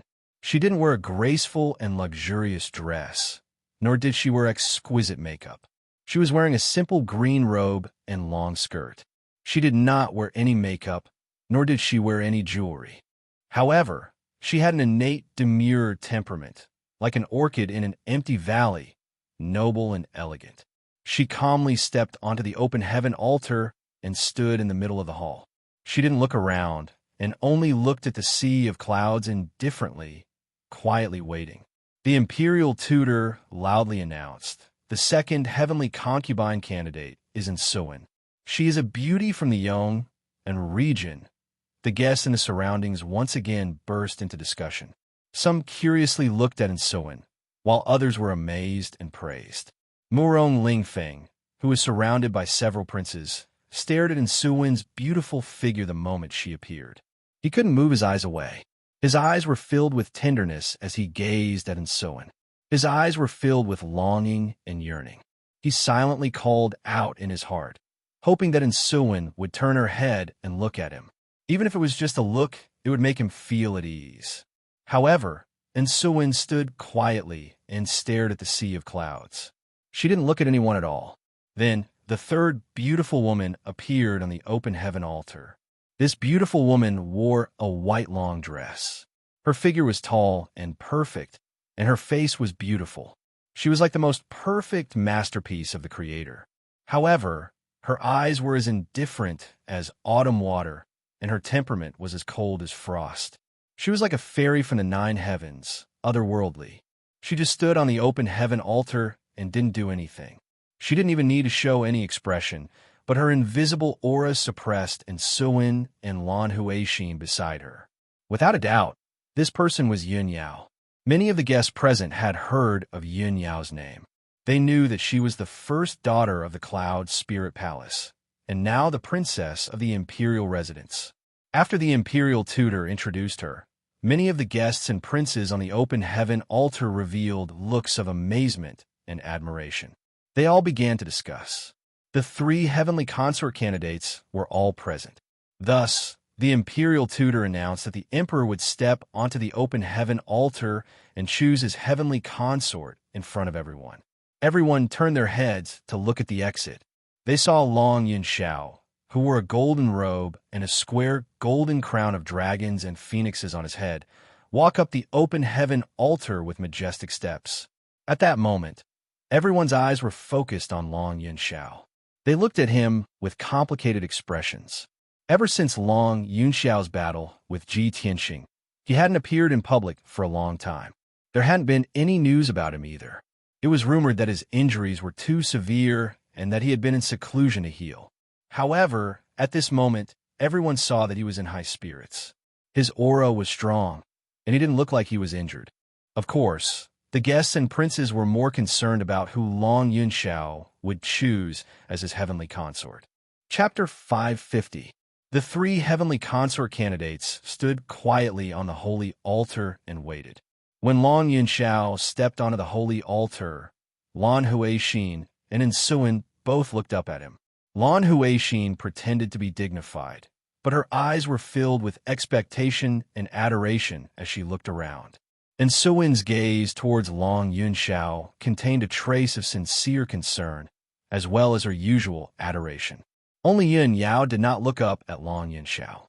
It was as if she did not care about everything around her. With such a cold and aloof demeanor, she was truly like an otherworldly fairy. Long Yunxiao stood on the holy altar and bowed to the heavens. Then he bowed to the imperial tutor. Finally, he looked at the 3 heavenly consort candidates. His expression was as cold as ice. He did not look happy about choosing a heavenly consort at all. Instead, he exuded a cold aura. Most of the guests were not familiar with him. so they could not see anything unusual about him. They only felt that this was the majestic aura that the emperor should have. However, the three heavenly consort candidates, Ji Tianxing, and the other princes could feel that something was wrong with Long Yunxiao. After a moment of silence, Long Yunxiao looked at the first beauty, Lan Huixin, under everyone's gaze. Lan Huixin lowered her head shyly when he looked at her. She did not dare to look him in the eye. However, her heart was filled with joy and excitement. Her heartbeat also sped up. The emperor looked at me first. It seems like he wants to talk to me. Could it be that the emperor wants to choose me as the heavenly consort? Thinking of this, Lan Huixin was overjoyed and her body trembled with excitement. However, after waiting for a while, she did not hear the emperor announce his decision. She looked up in confusion. Long Yunxiao looked at her expressionlessly and said indifferently, "Miss Lan, you're a pure and kind girl." Long Yunxiao's voice was not loud, but it spread throughout the apocalyptic pagoda. Everyone heard it clearly. Many guests and princes looked at Long Yunxiao with bated breaths. They wondered if Long Yunxiao was going to choose Lan Huixin as his heavenly consort. Just as this thought appeared in everyone's mind, Long Yunxiao continued, "However, I'm not fated to be with you. I hope you can find a right person soon." After saying that, Long Yunxiao retracted his gaze and no longer looked at Lan Huixin. From beginning to end, his eyes were calm and indifferent, without the slightest fluctuation of emotion. Lan Huixin was immediately dumbfounded. She stood stiffly on the stage, not knowing what to do for a moment. Just a moment ago, she was filled with joy and excitement. She thought that she was going to be favored by the emperor and become a heavenly concubine. But at this moment, the Son of Heaven announced the result in a cold tone, causing her to fall from the clouds to hell. Lan Huixin was filled with grievances and heartbreak. She almost couldn't hold back her tears. However, this was the Apocalypse Pagoda. In front of so many powerful cultivators, how could she not care about her reputation? She could only suppress her grief and press her lips together, allowing the tears in her eyes to fall silently. At this moment, Long Yunxiao walked in front of Yunyao and looked at Yunyao with a complicated expression. He didn't open his mouth to speak, but his eyes, which were as deep as the starry sky and as complex as ripples on the surface of water, had already revealed everything. There was longing, gentleness, and reluctance. Yunyao also looked at him calmly. She did not speak, and her expression did not change. The two of them looked at each other, but remained silent. Many guests and thearchs on the stage started whispering to each other. "I've heard that the Son of Heaven is infatuated with Yunyao and is determined to marry Yunyao as his heavenly concubine. I've heard about it too. This news is not a secret. All the major forces in Middle Ground know about it. Look at how affectionate they are looking at each other. It looks like there won't be any suspense today. The Son of Heaven is definitely going to choose Yunyao as his heavenly concubine. That's right. Among the three beauties, Yunyao is the most outstanding one.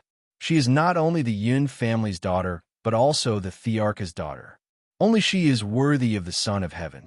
This is a bit strange. If the Son of Heaven is going to choose Yunyao as his heavenly concubine, shouldn't he be filled with tenderness and happiness? Why does he look so disheartened?" Everyone was secretly guessing, but they could not figure out Long Yunxiao's thoughts and decision. On the altar, Long Yunxiao did not speak.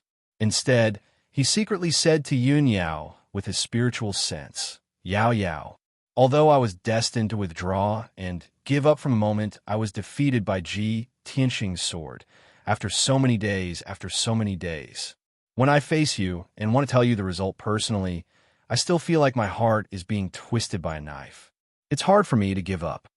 Yunyao looked at him calmly and asked with her spiritual sense, "So, you're going to go back on your word?" Long Yunxiao shook his head slightly and said solemnly, "No. As the Son of Heaven and the future Thearch, how can I go back on my word? Although only the three of us know about the agreement between Ji Tianxing and me. With my identity and the power of the imperial court, I can get rid of Ji Tianxing and force you to be my heavenly concubine. The world will not know about the twists and turns." But I can't do such a despicable thing. I can't face my conscience, and I can't face you." Hearing this, Yin Yao already knew his choice.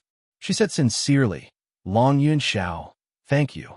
Letting go of the obsession in your heart is not only letting go of Tianxing and me, but also redeeming yourself." Long Yun Xiao was silent for a moment. Then he continued, "That's right. Only by letting go of the obsession can you let go of yourself. Love is not selfish possession, but sincere dedication. Maybe he loves you more than I do, or maybe he's the one arranged by the heavens for you. However, although I've withdrawn and given up, I still see you as my best friend. If that brat Ji Tianxing dares to wrong you, I won't be polite to him." After the sound transmission, Long Yun Xiao expressionlessly announced in front of everyone, "Yun Yao is not my choice." When the people on the altar heard this, they immediately went into an uproar. Many people were astonished, not daring to believe this was true. At this time, Long Yun Xiao had already walked in front of Ensuin. Lan Huixin and Yun Yao had both been eliminated. The result was obvious. Ensuin's heart was filled with joy and happiness. Tears welled up in her eyes. She never thought that she would receive such a huge surprise when she had already given up hope. Could it be that the emperor has finally seen my feelings and sincerity and has been moved by me? And Suin looked up at Long Yun Xiao and gazed deeply into his eyes. However, what she saw was a pair of cold and emotionless eyes. While she was still in a daze, she heard Long Yun Xiao say indifferently, "Suin, thank you for staying by my side and taking care of my injuries. I know that you've always wanted to become a heavenly consort. Since that's the case, I'll fulfill your wish and choose you as my heavenly consort." After saying this, Long Yun Xiao turned around and left expressionlessly. The result was decided. The guards of honor immediately played a celebratory song. Countless guests and princes also clapped and cheered. The Apocalypse Pagoda was filled with jubilation. Countless people smiled and discussed enthusiastically. And Suin, who should have been the happiest and the most excited, could not bring herself to be happy at all. She stood stiffly on the spot, looking at Long Yun Xiao's back with a complicated expression. Her heart was filled with sorrow, and her heart was throbbing with pain. She had finally become a heavenly consort. She had fulfilled her long-cherished wish and obtained the results she wanted. However, what she wanted was definitely not this process. Compared to the position of heavenly consort, what she wanted the most was the emperor's heart. However, the result was like this. She could not refuse. She could only accept it. However, it was like a thorn in her heart. Chapter 551. Long Yun Xiao stood expressionlessly on the open heaven altar, waiting for the imperial tutor to finish the rest of the ceremony. And Suin looked at him with a complicated expression. Her heart was filled with bitterness and hesitation. Lan Huixin's eyes were filled with tears. She was sad that she had failed, but she was also very envious and jealous of Ensuin. Only Yin Yao was calm. She was neither sad nor happy. In the crowd below the holy altar, Murong Lingfeng, who had been anxiously waiting, was now completely dumbfounded. He thought that the emperor would choose Yun Yao as his heavenly consort. After all, the emperor had pursued Yun Yao for many years. He was infatuated with Yun Yao and had been secretly supporting the Yun family. No matter what, the emperor would choose Yun Yao as his heavenly consort. This was a matter of course. Murong Lingfeng was still planning in his heart. Once the emperor's consort selection was over, he could openly pursue Ensuin. At that time, he would definitely use all of his abilities and all kinds of methods to make Ensuin stay in the central state, and then gradually capture her heart. However, the emperor chose Ensuin as his heavenly consort. To Murong Lingfeng, this was simply a bolt out of the blue, an enormous blow. After he regained his senses, his face twisted in anger. His eyes were filled with hatred and killing intent. Long Yun Xiao, you damn bastard. How dare you steal my Suin in front of everyone? So what if you're the emperor? One day, I will make you lose all standing and reputation and die without a burial ground to avenge today's grudge. Muron Lingfeng clenched his fists so tightly that his knuckles cracked. He roared in his heart.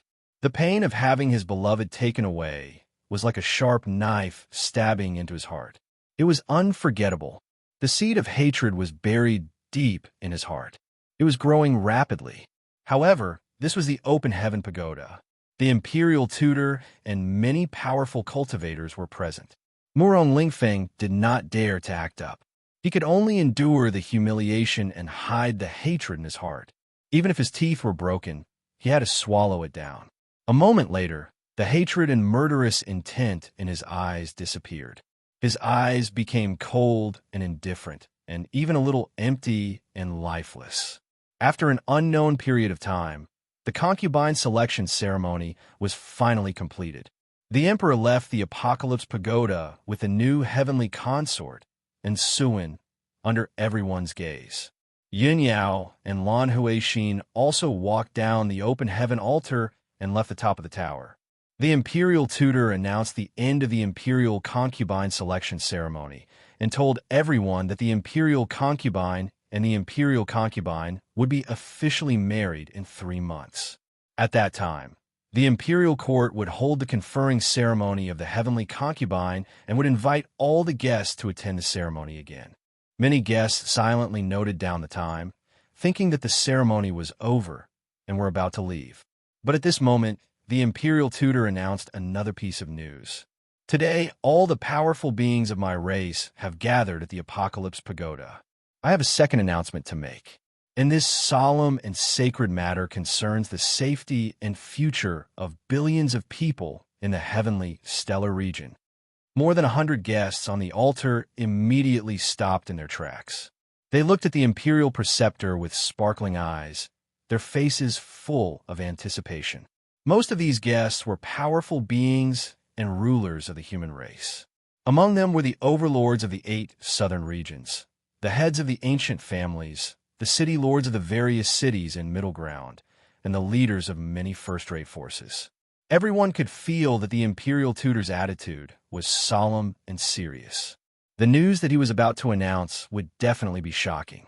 Indeed, the imperial tutor said solemnly, "As everyone knows, the 8 regions of my race have the position of territorial lord. The 8 territorial lords' manors respectively rule the 8 southern regions. They lead the various martial Dao sects and protect billions of people in hundreds of kingdoms. For the past 1,000 years, the southern regions have been peaceful and stable. The people have been living in peace and contentment. Only the heavenly stellar region has never had a territorial lord. It is ruled and protected by the ancient realm of the stellar region. However, the heavenly stellar region is located in the south and is too far away from the imperial court. Even if the imperial court wants to protect it, it is too far away. Recently, there have been drastic changes in the ancient realm of the stellar region. We are unable to rule the heavenly stellar region and protect the people of the 10 nations. Many of the guests were powerhouses and superiors of the human race. Which one of them was not quick-witted and intelligent? Hearing the imperial tutor's words, everyone understood what he meant and guessed what he was about to announce. Suddenly, everyone was shocked and stared at him with their eyes wide open. The imperial tutor paused for a moment and looked around the room with a dignified gaze. He said slowly in a solemn tone, "In order to protect the peace of the heavenly stellar region and protect billions of people, the imperial court has decided to select a young powerhouse with both integrity and talent to be the territorial lord of the heavenly stellar region. In the next month, all the princes of my race who have reached the heavenly origin realm can register with the imperial court. In a month, the imperial court will select the candidates. The princes and the young powerhouses will compete for the position of the territorial lord of the heavenly stellar region." When the imperial tutor's voice spread throughout the room, many of the guests were full of anticipation. The eyes of the princes were shining brightly. Their blood was boiling and their hearts were beating faster. Everyone secretly made up their minds to participate in this competition and work hard to become the territorial lord of the heavenly stellar region. If they could control the heavenly stellar region, They could control hundreds of thousands of miles of mountains and rivers and lead the people of the 10 nations. One of the 9 territorial lords of the human race. How noble and honorable was that? Thinking of this, many of the princes secretly clenched their fists and were eager to try. In particular, Duanmu Yulong and Murong Lingfeng were filled with excitement and impatience. Both of them knew very well that if they could become the territorial lord of the heavenly stellar region, they would have more power and influence. They would strengthen their own families and completely suppress the other 2 families. Even Ji Tianxing's heart was full of desire and anticipation. Although he was not greedy for power, he came from the heavenly stellar region. His family, homeland, and sect were there. He also wanted to compete for the position of the territorial lord and control the heavenly stellar region in his own hands. Only then could he better protect his family, friends, and sect. If someone else became the territorial lord of the heavenly stellar region and led the various sects and the 10 nations, who knew what the situation would be like? When the imperial tutor saw everyone's anticipation and enthusiasm, he could not help but reveal a look of satisfaction. He gave a few more speeches to end the ceremony. Then, he announced the end of the ceremony. After saying that, he flew into the sea of clouds in a flash and left with the wind. The ceremonial officer, hundreds of guards, and maids on the altar hurriedly bowed and saluted. Many guests also bowed and saluted, shouting, "Respectfully send off your highness imperial preceptor." After the imperial tutor left, the guests and princes on the altar left the top of the pagoda one after another. After they walked down the Apocalypse Pagoda, they were still discussing enthusiastically in groups. Some were discussing Ensuin becoming the heavenly consort, while others were discussing the selection of the territorial lord of the heavenly stellar region. In short, the 2 things that happened today shocked the 9 regions of the south and affected the entire human race. Please recommend me. Chapter 552. After a while, all the guests and princes left the Apocalypse Pagoda. Ji Tianxing and Ling Yizhu followed the crowd down the Apocalypse Pagoda and walked out of the Palace of Heaven and Earth. In the square outside the Palace of Heaven and Earth, many guests were saying their goodbyes to each other. After the ceremony, the guests naturally had to leave the imperial court. Although they would come to the imperial court to attend the heavenly concubine's coronation ceremony, they had to wait for 3 months. However, they would have to wait for 3 months. They would only be able to come after receiving the imperial court's invitation. Not long after, the hundreds of guests said their goodbyes to each other and left the mountain peak one after another, walking down the mountain along the divine path. The princes from the imperial residence were not in a hurry to leave. Everyone was thinking about the competition for the Tianshan region lord, so they had to stay and watch. Ji Tianxing and Ling Yizhu stood in the square and looked at the guests leaving. The princes around them started to talk softly. "Junior brother Ji, I heard that you're from the Tianshan region. You can't miss the selection for the Tianshan region lord," Ling Yizhu said with a smile.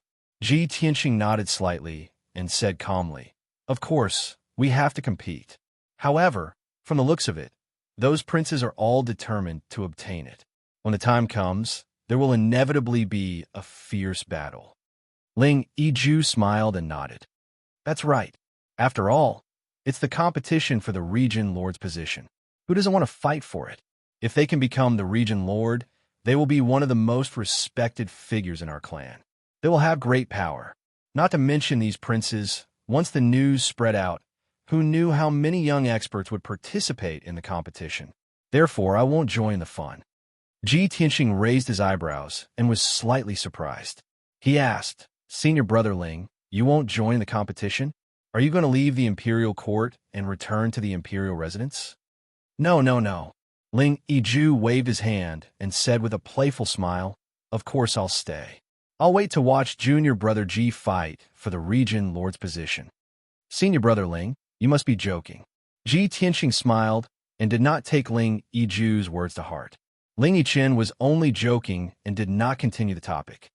"Junior brother Ji, since you've decided to participate in the competition, there's no need for you to return to the monarch estate. Let's go to the nearby Lian Tian city." That's the closest main city to the imperial court. Moreover, if you stay in Liantian City temporarily, you'll be able to receive news from the imperial court faster, making it easier for you to act. Ji Tianxing hesitated for a moment and did not immediately agree. At this moment, a young woman in green who was dressed like a maid quickly walked up to him. The maid didn't say anything else. She just bowed to him and handed him an exquisite jade hairpin before turning around and leaving. Ji Tianxing was stunned for a moment.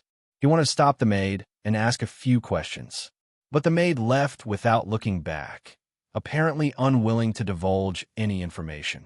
Ji Tianxing withdrew his puzzled gaze and looked down at the jade hairpin in his hand. When he saw the appearance of the jade hairpin, he frowned. He immediately recognized the jade hairpin. It was the wind and fire wings that Yun Yao always wore in her hair. He gently twisted the wind and fire wings and took out a small silver piece of paper from it. There was a line of beautiful and spirited words written on the paper. Tianxing, I'll be waiting for you at Yunlan's residence in Liantian City. There was no doubt that this was Yun Yao's handwritten note. That graceful and light handwriting was definitely not something an ordinary woman could write. Ji Tianxing silently put away the note and the wind and fire wings. His eyes revealed a trace of a smile. I was just about to look for Elda Senior Sister when she sent someone to deliver a letter to me, he murmured in his heart, and followed Ling Yichen out of the square in front of the hall and down the mountain. Ling Yichen glanced at him with a strange expression and joked, Junior brother Ji, a maid actually delivered a letter to you? Could it be that you have a date with a beautiful woman? TSK. I didn't know that junior brother Ji had such good luck with women. Ji Tianxing only raised his eyebrows and didn't explain anything. He calmly said, let's go. We'll go to Liantian City. Then, the two of them walked down Liantian Peak together. After leaving the imperial court, the two of them flew into the sky and rushed towards the northwest as fast as lightning. 500 miles northwest, at the edge of the Liantian mountain range, there was a bustling city with a radius of 100 miles. It was Liantian City. On the way, Ji Tianxing noticed that many guests and princes who had just left the imperial court were also rushing towards Liantian City like the two of them. Obviously, those guests and princes weren't willing to leave and wanted to stay in Liantian City temporarily to observe the situation. 2 hours later, Ji Tianxing and Ling Yichen entered Liantian City. After entering the city, the two of them parted ways. At a crossroad in the city, Ji Tianxing said to Ling Yichen, Senior brother Ling, I'm going to meet a friend. Goodbye. Ling Yichen nodded and said with a smile, all right. If you need anything, come to the Great Fortune Inn in the city to find me. After saying that, the two of them cupped their fists and bade farewell. They turned around and flew away. Ji Tianxing asked around in the city and quickly found the cloud mist courtyard. This courtyard that was 1,000 square meters in radius was built with a grand aura. It was luxurious and magnificent. There were a few magnificent palaces and a few quiet courtyards. There were also hundreds of guards and maids. The entire courtyard was protected by a defensive formation. There were many experts hidden in the courtyard. The security was very tight. Ji Tianxing sized up the cloud mist courtyard and guessed that this courtyard was most likely the property of the Cloud Spirit Palace. He walked toward the entrance and was immediately stopped by a few guards. After he revealed his identity, the guards immediately let him in. Young Prince Tianxing, our young miss is waiting for you. Please follow me. One of the guards led the way and led him into the depths of the courtyard. Ji Tianxing followed the guard through a palace and 2 courtyards. He entered a palace called the Water Cloud Palace. The guard led him to the door of a secret room. After saying goodbye, he turned around and left. At the door of the secret room, there was a tall and thin woman in a black dress guarding it. She stared at Ji Tianxing. There was a hint of scrutiny in her eyes. Ji Tianxing stared at her and could not help but frown. He could naturally see that this ordinary-looking woman in black in her 30s was a powerhouse at the divine origin stage. Moreover, this woman had always been protecting Yun Yao. She must be a trusted guard arranged by the Cloud Spirit Palace. The woman in black sized up Ji Tianxing before activating the formation on the door of the secret room. She cupped her hands and reported into the secret room. "Young miss, Ji Tianxing is here." Yin Yao's voice immediately came from the secret room. "Yin Luo, let him in." Yin Luo pushed open the stone door of the secret room and gestured for Ji Tianxing to enter. "Ji Tianxing, please come in." Chapter 553. Inside the dimly lit secret chamber, there were many gemstone lamps embedded in the walls, exuding a colorful glow. There was a spell formation in the middle of the secret chamber, and Yun Yao was sitting in the middle of the spell formation in a long white dress. Her long hair draped over her shoulders, and she sat with a calm expression. Her entire body was enveloped in a faint layer of colorful light, making her appear even more beautiful and otherworldly. When she saw Ji Tianxing enter the secret chamber, her calm and indifferent expression became much gentler. "Tianxing, you're here." Ji Tianxing smiled and nodded. He walked in front of her and sat down across from her. "Yao Yao, I was just about to go find you after the ceremony ended, but I didn't expect you to have already made arrangements." As he spoke, he took out the wings of wind and fire from his spatial ring and handed them back to Yin Yao. Yin Yao accepted the jade hairpin and gathered her long hair into a bun before inserting the jade hairpin in her hair. "Before the heavenly prince chose his consort, it was inconvenient for us to meet in order to avoid criticism and unnecessary trouble for you. Now that the heavenly prince has chosen his heavenly consort, you and I are no longer restricted by this." Yin Yao stared at Ji Tianxing and said in a calm tone. The corner of her mouth curled up into a faint smile. Ji Tianxing had the same thoughts as her and nodded in agreement. Now that the heavenly prince had chosen his heavenly consort, there were no longer any obstacles between him and Yun Yao. The last trace of worry in his heart also disappeared. After a moment of silence, he sighed with emotion. "Long Yunxiao is indeed a gentleman. His words are law. I just didn't expect that he would be able to suppress his grief and choose Ensuin as his heavenly consort. I'm afraid no one expected this result." Yun Yao nodded and said calmly, "Ensuin was born in a family of demon refiners. Although the family is located in the south, it is also a prestigious family with a heritage of several hundred years. With Ensuin's background and talent, she is indeed a good match for Long Yunxiao. The two of them are a perfect match. I only hope that Long Yunxiao can let go of the past soon and accept Ensuin.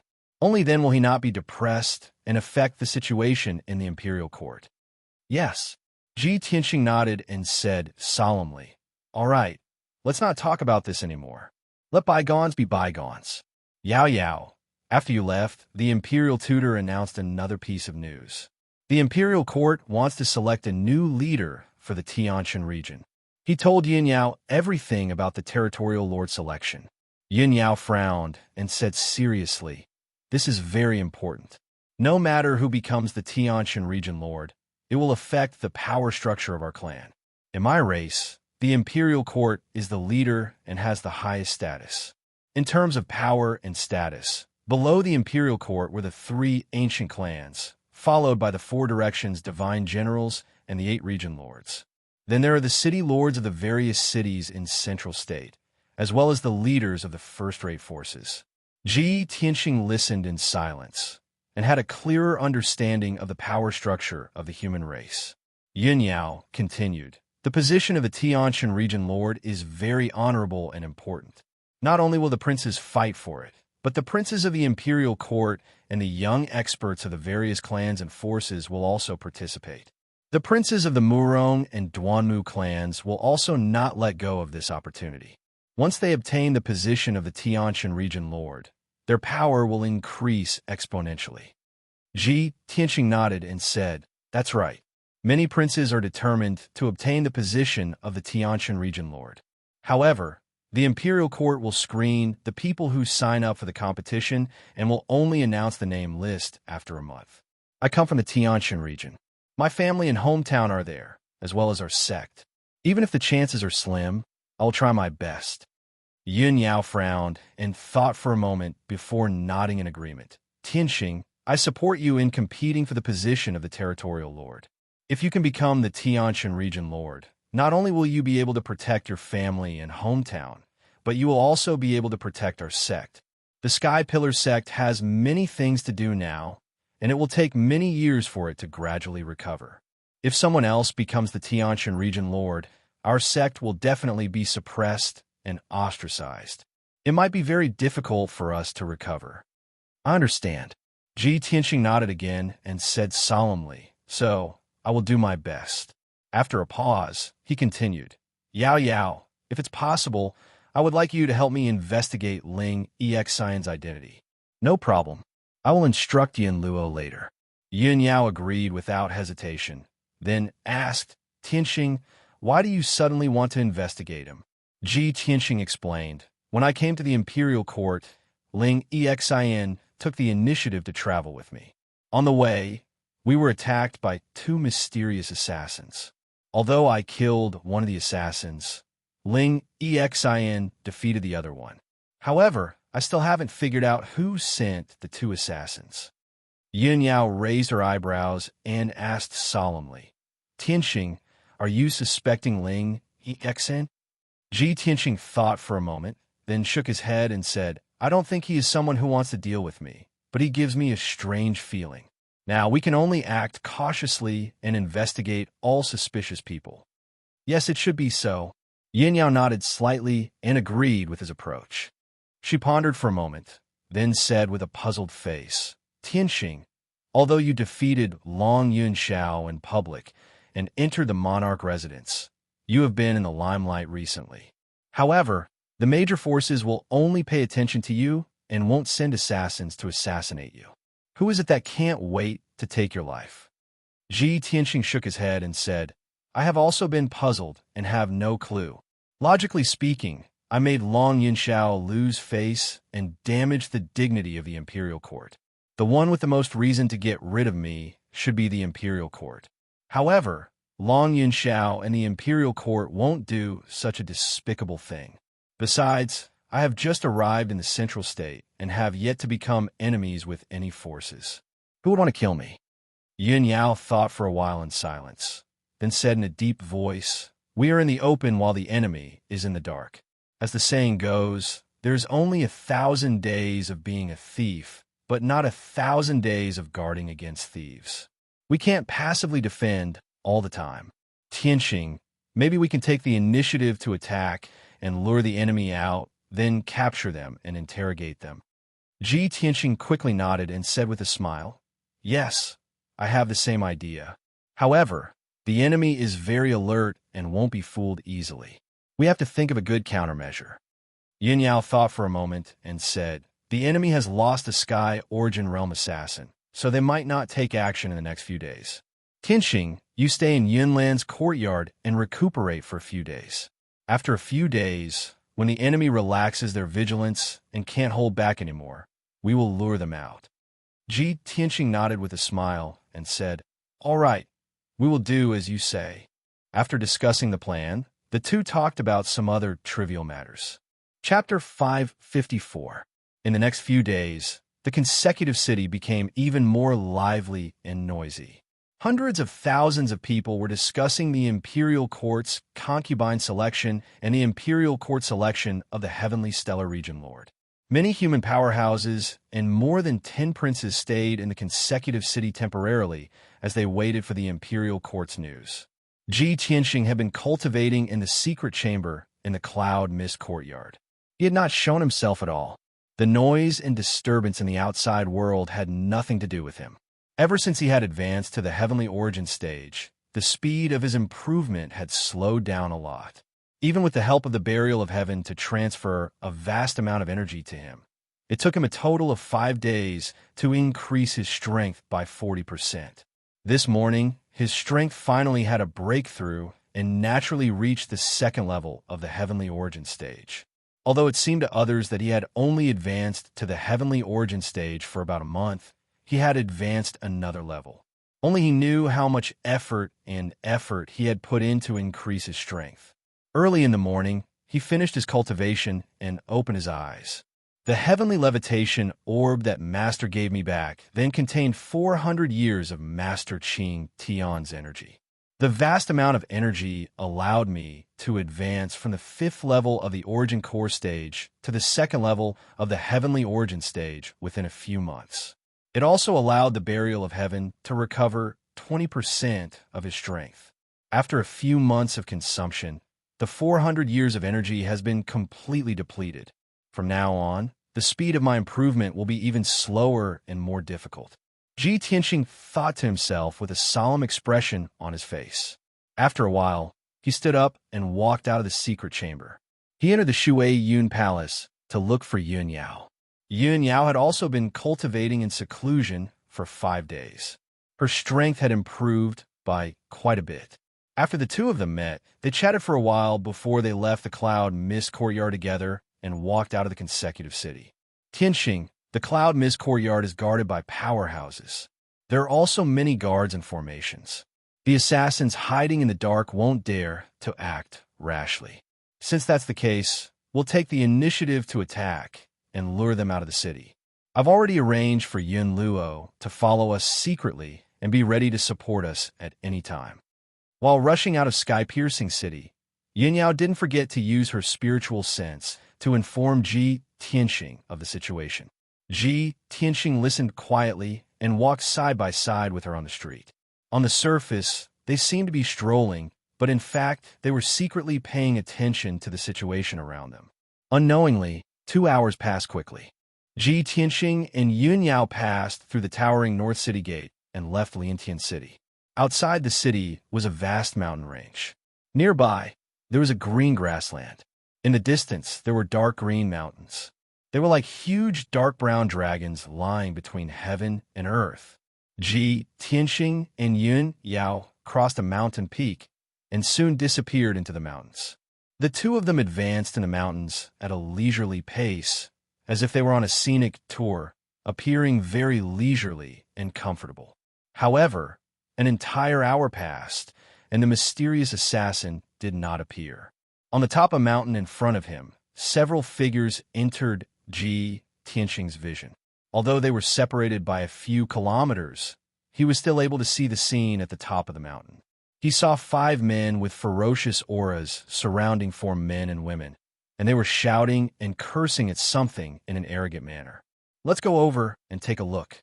Ji Tianxing flapped his golden wings and pulled Yun Yao to fly through the sky, and he flew swiftly like a flowing light towards the top of the mountain. When the two of them descended on the top of the mountain, they saw the appearance of the 2 groups of people clearly and heard their voices. Amongst the 5 men with ferocious auras, there were 4 middle-aged men, and they were all experts at the 7th or 8th level of the Origin Core stage. These 4 people were dressed like attendants and guards, and they clustered around a young man in luxurious clothes.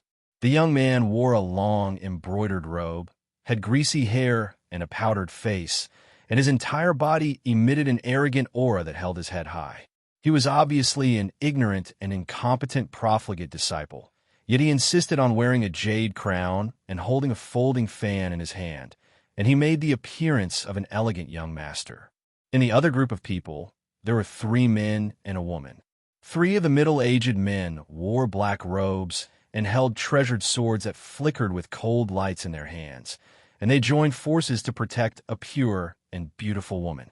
These 4 people were all dignified, and they were obviously martial artists from reputable sects with a single glance. But unfortunately, the 3 black-robed men only had a strength at the 6th level of the Origin Core stage, whereas the peerless beauty that was protected by them only had a strength at the 5th level of the Origin Core stage. Both sides were in a deadlock on the empty space at the top of the mountain, and the 3 black-robed martial artists wanted to protect the peerless beauty and leave, yet they were utterly unable to free themselves. The profligate young man fanned himself with a folding fan in his hand, and his eyes glowed as he stared at the peerless beauty with a covetous appearance. A malicious smile hung on his face, and he said with a frivolous tone, "Miss Lon, this young master has heard of your name since long ago, and I've always wanted to see your beautiful face. Today, I've finally accomplished my wish. Sky City is this young master's territory, and since Miss Lon has come here, how could you leave hastily?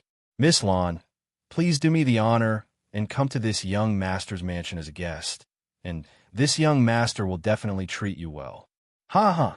Lon Huaxin did not open her mouth to speak, but the three black-robed martial artists shouted angrily. Fourth young Master Qin, we have no enmity with you, so why are you so aggressive? We're temporarily staying in Sky City, but you're always pestering Miss Lon. Now that we've been forced to leave Sky City, you still chased us here. How can you be so shameless? Aren't you just coveting our sex, Miss Lan's beauty? Miss Lon is a heavenly concubine candidate, so how can you pursue her? The profligate young man who was called Fourth Young Master Qin instantly grinned and sneered ferociously. Ha! You three brainless geese. You're only the deacons of the vast sky sect, and you're nothing in front of this young master. Previously in the city, this young master did not fuss with you because of my status and face. But now that we're out of Sky City, you still dare to talk to this young master like this? You really don't know what's good for you. After sneering, a murderous intent flashed in Fourth Young Master Qin's eyes. He ordered the 4 guards behind him, go. Kill those 3 stupid donkeys. The 4 guards immediately sneered ferociously and emitted a chilling, murderous intent. They waved their swords and pounced on the 3 black-robed deacons. Bam! Bam! Bam! Dozens of dazzling sword radiances lit up and blew up a gust of wind on the mountain peak, causing a series of muffled sounds. After exchanging a few blows, the 3 black-robed deacons were sent flying and fell on the grass with blood all over their bodies. The 4 guards swarmed forward again and slashed out dozens of sword radiances with their sabers and swords, drowning the 3 black-robed deacons. Suddenly, blood splattered everywhere on the grass, and huge gullies were formed on the ground, causing sand and dust to splatter everywhere. The disparity in strength between the 2 sides was too great, and the 3 black-robed deacons could not stop the 4 guards at all. They were all killed in a moment. Lon Huaxin, who was wearing a long brocade dress, was enraged when she saw the 3 deacons being killed on the spot. Fourth Young Master Qin, you beast! I'll fight it out with you. Lon Huaxin's heart was filled with tears as she cried out in despair. She waved her sword and charged toward Fourth Young Master Qin. However, she had only taken a few steps when she was stopped by 2 guards. Swoosh! The sword in her hand was snatched away, and the acupuncture points on her neck and back were sealed. Suddenly, her body stiffened and she was rooted to the ground, unable to move. Fourth Young Master Qin walked in front of her with a smile and caressed her delicate face. He said proudly, Lon Huaxin, the Emperor doesn't want you, but I'm willing to marry you for a lowly person from the southern land like you. It's your fortune that this young master has taken a liking to your beauty. If you know what's good for you, you'll obey me obediently, and I can even give you the status of a legal wife. If you refuse a toast only to drink a forfeit, then don't blame me for using force on you. Chapter 555. Lon Huaxin stood stiffly on the grass as she looked at the 4th Young Master Qin in front of her. Her heart was filled with despair. After leaving the imperial court, she wanted to stay in Liantian City for a while to see if she could get close to the emperor. However, she didn't expect the 4th Young Master Qin to have his eyes on her. The 4th Young Master Qin was mesmerized by her beauty and harassed her every day and night, trying to get her. She couldn't stand the harassment and could only leave Liantian City quietly with the 3 attendants. However, the 4th Young Master Qin chased after her and wouldn't stop until he got her. Now that the 3 attendants were killed and she had fallen into the 4th Young Master Qin's hands, she couldn't resist at all. The Eternal Heaven sect was the #1 sect in the Eternal Heaven region. However, none of her elders could save her. Her identity as the top disciple of the Eternal Heaven sect couldn't intimidate the arrogant 4th Young Master Qin. Lon Huaxin had always thought that with her beauty, she would definitely marry a noble genius like the Son of Heaven. However, she was now in the 4th Young Master Qin's hands and couldn't do anything. She was filled with grief and despair when she thought about how she would soon be taken by the 4th Young Master Qin and become his plaything. Unfortunately, at this moment, there was no response to her cries. She couldn't even commit suicide. Fourth young Master Qin, you bastard. Even if I die, I won't let a bastard like you taint my innocence. Lan Huixin glared at the fourth young Master Qin. Her eyes were filled with hatred and killing intent. However, the fourth young Master Qin wasn't angry. He looked at her with a smile and praised. Tisk tsk, you're indeed a peerless beauty. Even when you're angry, you're still so alluring. As he spoke, he quickly waved his hand and ordered the guard behind him. Hurry up and bring this young master's little beauty back. This young master can't wait to enjoy her. However, just as he was laughing evilly, a bone-chilling shout came from behind him. There's actually such a despicable bastard near the holy imperial court in broad daylight, and doing such a heinous deed. It was the cold voice of a woman. Her tone was filled with anger and killing intent. Fourth young Master Qin quickly turned his head and looked behind him. With one look, his eyes immediately widened, and a strong sense of amazement surged in his eyes. In the forest at the edge of the open space, a pair of peerlessly beautiful young man and woman were walking out side by side. The woman who spoke was dressed in a long white dress. She was a beautiful woman with a cold and otherworldly temperament. If Lan Huixin was said to be a peerless beauty in the mortal world, then this white-clothed beauty was an immortal in the heavens, an otherworldly fairy. There's actually such a beautiful woman in this world. Fourth young Master Qin was stunned. His eyes widened as he couldn't help but exclaim in admiration. With the fourth young Master Qin status, he was not qualified to go to the imperial court to watch the emperor's concubine selection ceremony. Naturally, he did not know Yin Yao. Lan Huixin was only targeted by fourth young Master Qin after she entered Liantian City. Without a doubt, the young man and woman with noble bearings were Ji Tianxing and Yin Yao. The two of them stepped across the grass and walked towards the center of the field with cold expressions. Ji Tianxing glanced coldly at fourth young Master Qin, and it instantly scared fourth young Master Qin to the point his body trembled, and a chill ran down his back. However, Ji Tianxing ignored him and turned to look at the four guards who were stunned on the spot and didn't know what to do. Those who kill will be killed. As soon as he finished speaking, he raised his left hand with an indifferent expression, and a golden spirit light gushed out from his palm. Swish, swish, swish, swish, swish, swish. He seemed to casually wave his hand, and four enormous golden sword lights shot towards the four guards with a bang. The auras of the four guards were locked onto by the 5-meter-long sword lights, and they instantly felt a chill run down their bodies as if they felt the arrival of death. Their faces were filled with fear as they subconsciously used their light body movement techniques to retreat as fast as lightning. However, the four golden sword lights were like flowing lights that instantly streaked across the sky and fiercely pierced them. Bang! Bang! Bang! The four guards at the 7th and 8th level of the Origin core stage didn't have the chance to dodge or block at all, and they were penetrated by the golden sword lights on the spot. Their bodies exploded with a bang, and blood splattered all over the sky and splattered onto the grass.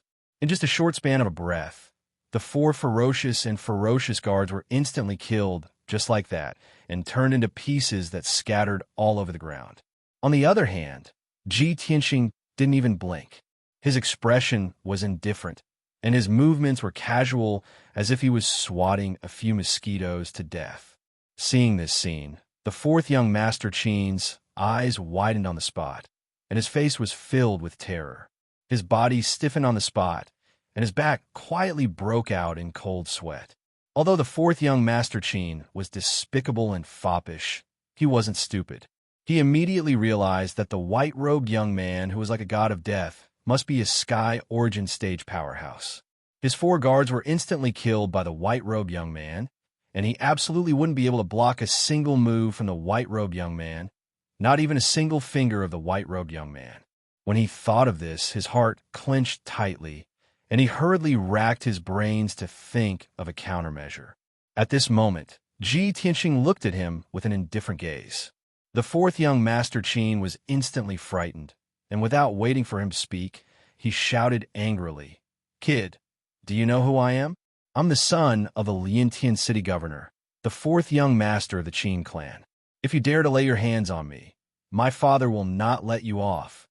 The fourth young master Qin was smart because he had always been tyrannical and oppressive in Lientian city.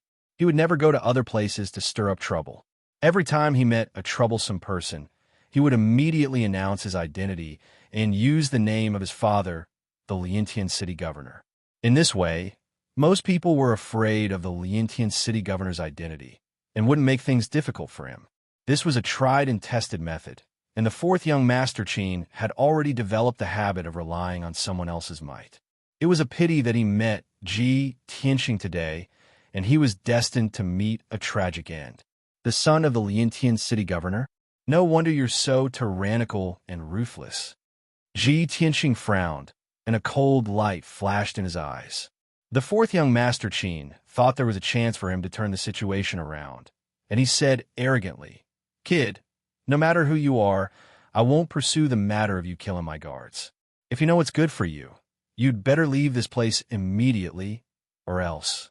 Before he could finish his words, Ji Tianxing waved his hand and shot out a ray of golden light. Smack!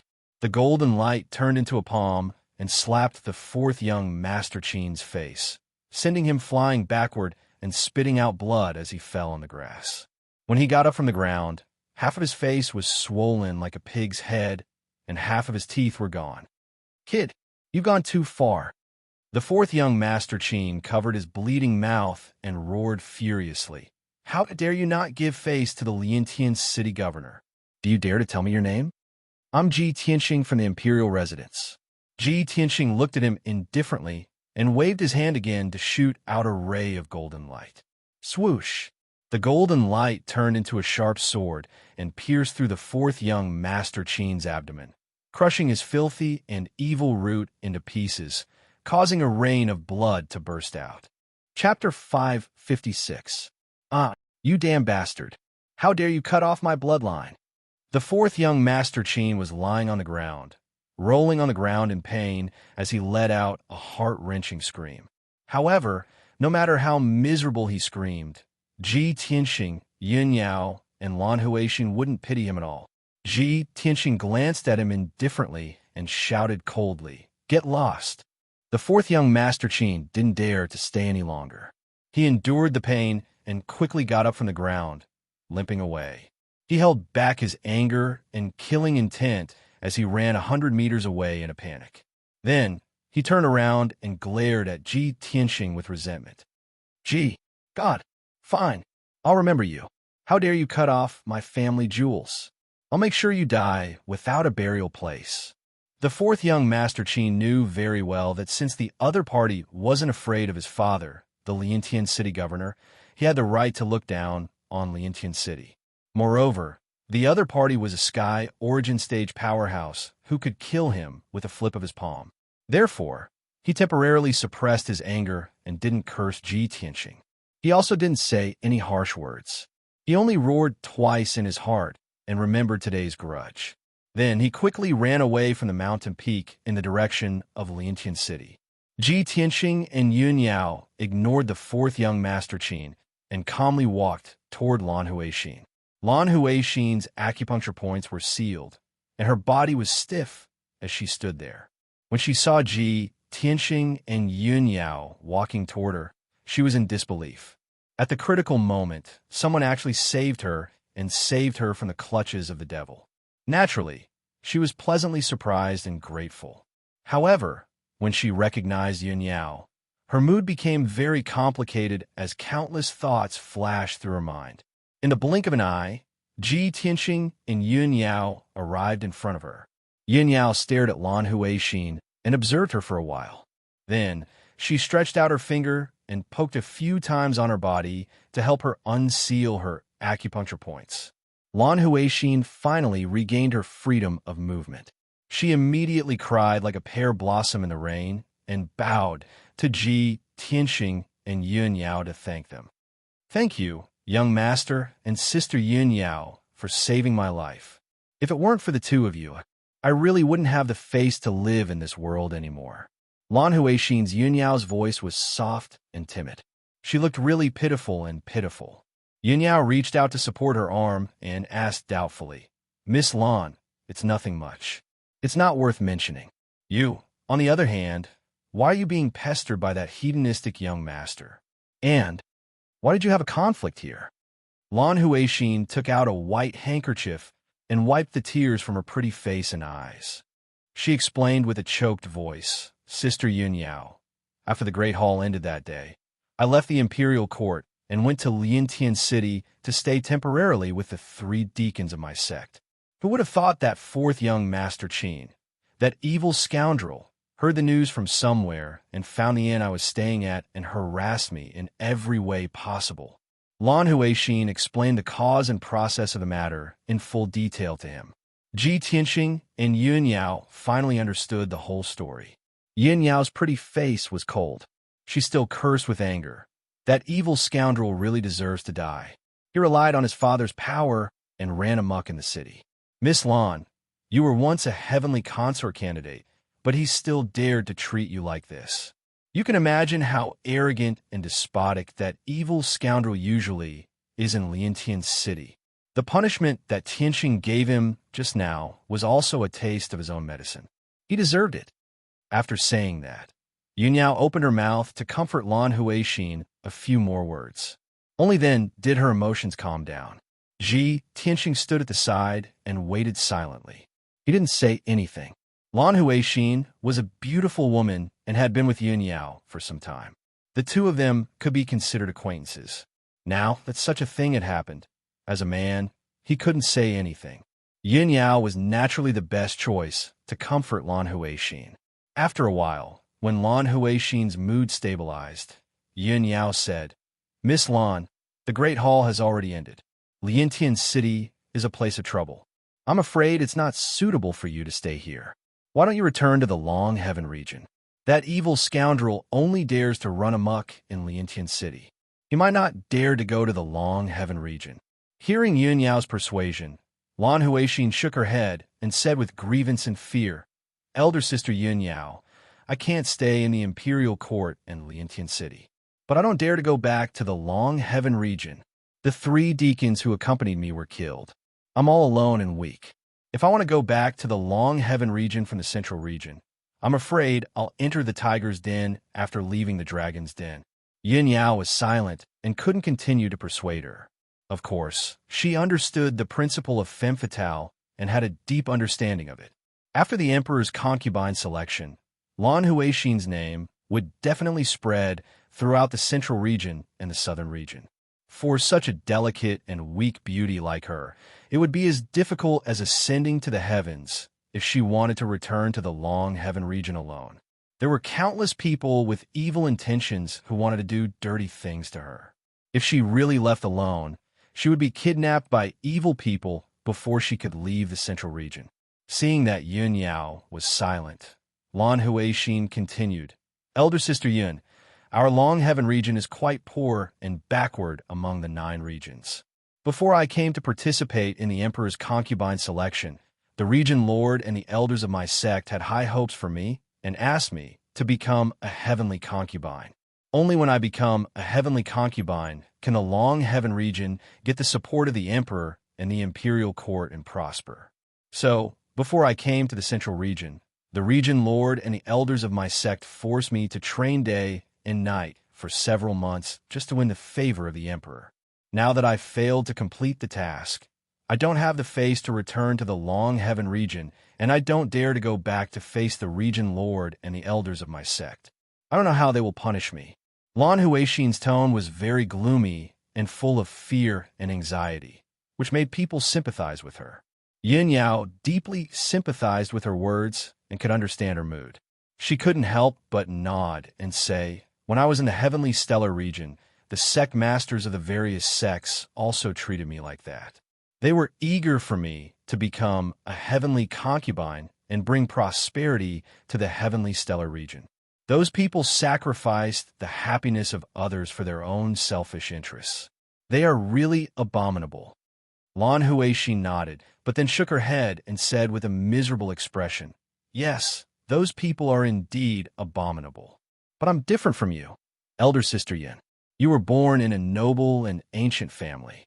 Even if you don't become a heavenly concubine, you're still the Yun family's legitimate daughter, the princess of the monarch mansion, a first-class noble figure in the continent. But I'm as lowly as a weed on the side of the road. Even a young master of the city lord's family can bully me at will." Speaking of the sad part, Lan Huixin couldn't help but burst into tears and was heartbroken. Yin Yao was a bit emotional, but there was nothing she could do. Everyone had their own fate. Who could change it? Lan Huixin pinched her sleeves and hesitated for a while. Then she mustered her courage and said, "Elder sister Yun, there's no place for me in the central region now. Although the Long Heaven region is my sect and hometown, I can't return to my home." Chapter 557. Originally, Lan Huixin was such a beautiful woman, and she was also the #1 young genius in the Long Heaven domain. Even if she did not become a heavenly consort, she was still a top genius beauty who could make all the major forces of the human race scramble for her, and she was admired and pursued by countless young talents. Ji Tianxing and Yun Yao did not expect that she would put down her dignity and follow Yun Yao to seek protection. Yun Yao was stunned, and for a moment, she did not know whether to agree or refuse. Ji Tianxing frowned and quickly reminded Yun Yao with his holy sense, "Yao Yao, we are in a dangerous situation now, and we can't even protect ourselves. How can we protect her?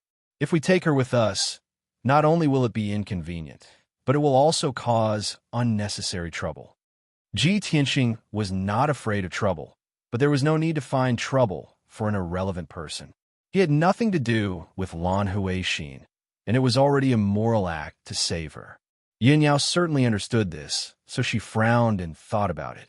Lan Huixin was indeed a beautiful woman with a pure heart. Seeing Yun Yao remain silent, she guessed that she was hesitating. So, Lan Huixin cried with a sad face and begged pitifully, "Sister Yun, I know my request is a little too much, but I really have no way out. If Big Sister Yun disdains my lowly status, I'm willing to be your servant girl and serve you by your side. I don't have any other requests. I just want to stay by your side and use your name to intimidate those evil people." Lan Huixin pulled Yun Yao's sleeves with both hands and begged with tears running down her face. She almost knelt down on the spot. Now that things had come to this, how could Yun Yao refuse? She was a person who looked as cold as ice on the surface, but was actually a kind person. In the face of Lan Huixin's humble begging, she could not and did not have the heart to refuse. So, Yin Yao reached out to hold Lan Huixin's arms, helped her up, and comforted her softly. "Miss Lan, you don't have to do this. I promise you, you don't have to be my maidservant. In the future, you can stay by my side, and we can call each other sisters." After getting Yin Yao's permission, Lan Huixin's tears turned into smiles. Her pretty face was filled with excitement as she hurriedly bowed and thanked her. "This little sister has no way to repay Big Sister Yun's kindness in taking me in. I can only remember it in my heart and repay it slowly." Yin Yao helped her up, indicating that she didn't need to be so polite, and comforted her. Ji Tianxing stood to the side and watched silently. His expression was calm, and he did not interrupt. He vaguely felt that something was wrong. Lan Huixin was the #1 genius of the Long Heaven domain, a proud daughter of heaven. She shouldn't be so weak. However, he couldn't be too heartless and cruelly reject Lan Huixin. Moreover, Lan Huixin was begging Yin Yao, not him. How could he refuse on behalf of Yin Yao? Now that things had come to this, he could only wait and see. At this time, Yin Yao said, "All right, we can't stay here for long. Let's go back to Liantian City first." Lan Huixin naturally nodded and said cleverly, "I'll follow Big Sister Yun's arrangement." Then Ji Tianxing, Yin Yao, and Lan Huixin turned around and left the mountain peak, rushing back to Liantian City. After half an hour, the three of them returned to Yunlan's courtyard. Yin Yao arranged for Lan Huixin to stay in a quiet and secluded small courtyard for her to rest for the time being. It was unknown whether it was a coincidence or Yun Yao's intention, but the small courtyard where Lan Huixin stayed was right next to Ji Tianqing's residence. In the fresh and elegant room, Lan Huixin sat alone in front of the dressing table and stared at herself in the bronze mirror. At this time, she no longer looked weak and weeping like before. Her face was calm and indifferent, and her eyes showed that she was pondering. She thought to herself, although I don't know why the Son of Heaven chose Suyin as his heavenly consort. However, who doesn't know that the person the Son of Heaven truly loves is Yun Yao? I definitely won't give up. As long as I stay by Yun Yao's side, I'll have a chance to come into contact with the Son of Heaven. In the long run, perhaps I'll be able to attract the Son of Heaven's attention and make him have a good impression of me. Then, I'll still have a chance. When she thought of this, the corners of Lan Huixin's mouth curled up into a smile. In Liantian City, inside the luxurious and vast city lord's mansion, fourth young Master Qin returned to the mansion covered in blood, instantly scaring the group of guards out of their wits. When everyone saw that his head was swollen like a pig's head and that his body was covered in blood, they immediately swarmed over and surrounded him. Someone asked him about his condition with a face full of fear. Someone hurriedly checked on his injuries, and someone hurriedly reported the news to the city lord, informing the city lord's mansion's apothecary to treat fourth young Master Qin's injuries. A large group of guards, servants, and maidservants anxiously busied themselves, causing a huge commotion in the mansion. After half an hour, 2 apothecaries from the city lord's mansion temporarily treated fourth young Master Qin's injuries. At the same time, the news of fourth young Master Qin's family jewels being destroyed spread like wildfire in the city lord's mansion. Fourth young Master Qin didn't rest. Bearing with the humiliation and pain, he limped to city lord Qin Zheng's study room, intending to complain to Qin Zheng. However, there were 2 bodyguards guarding the door of the study, and they stopped him. Fourth young Master, please wait.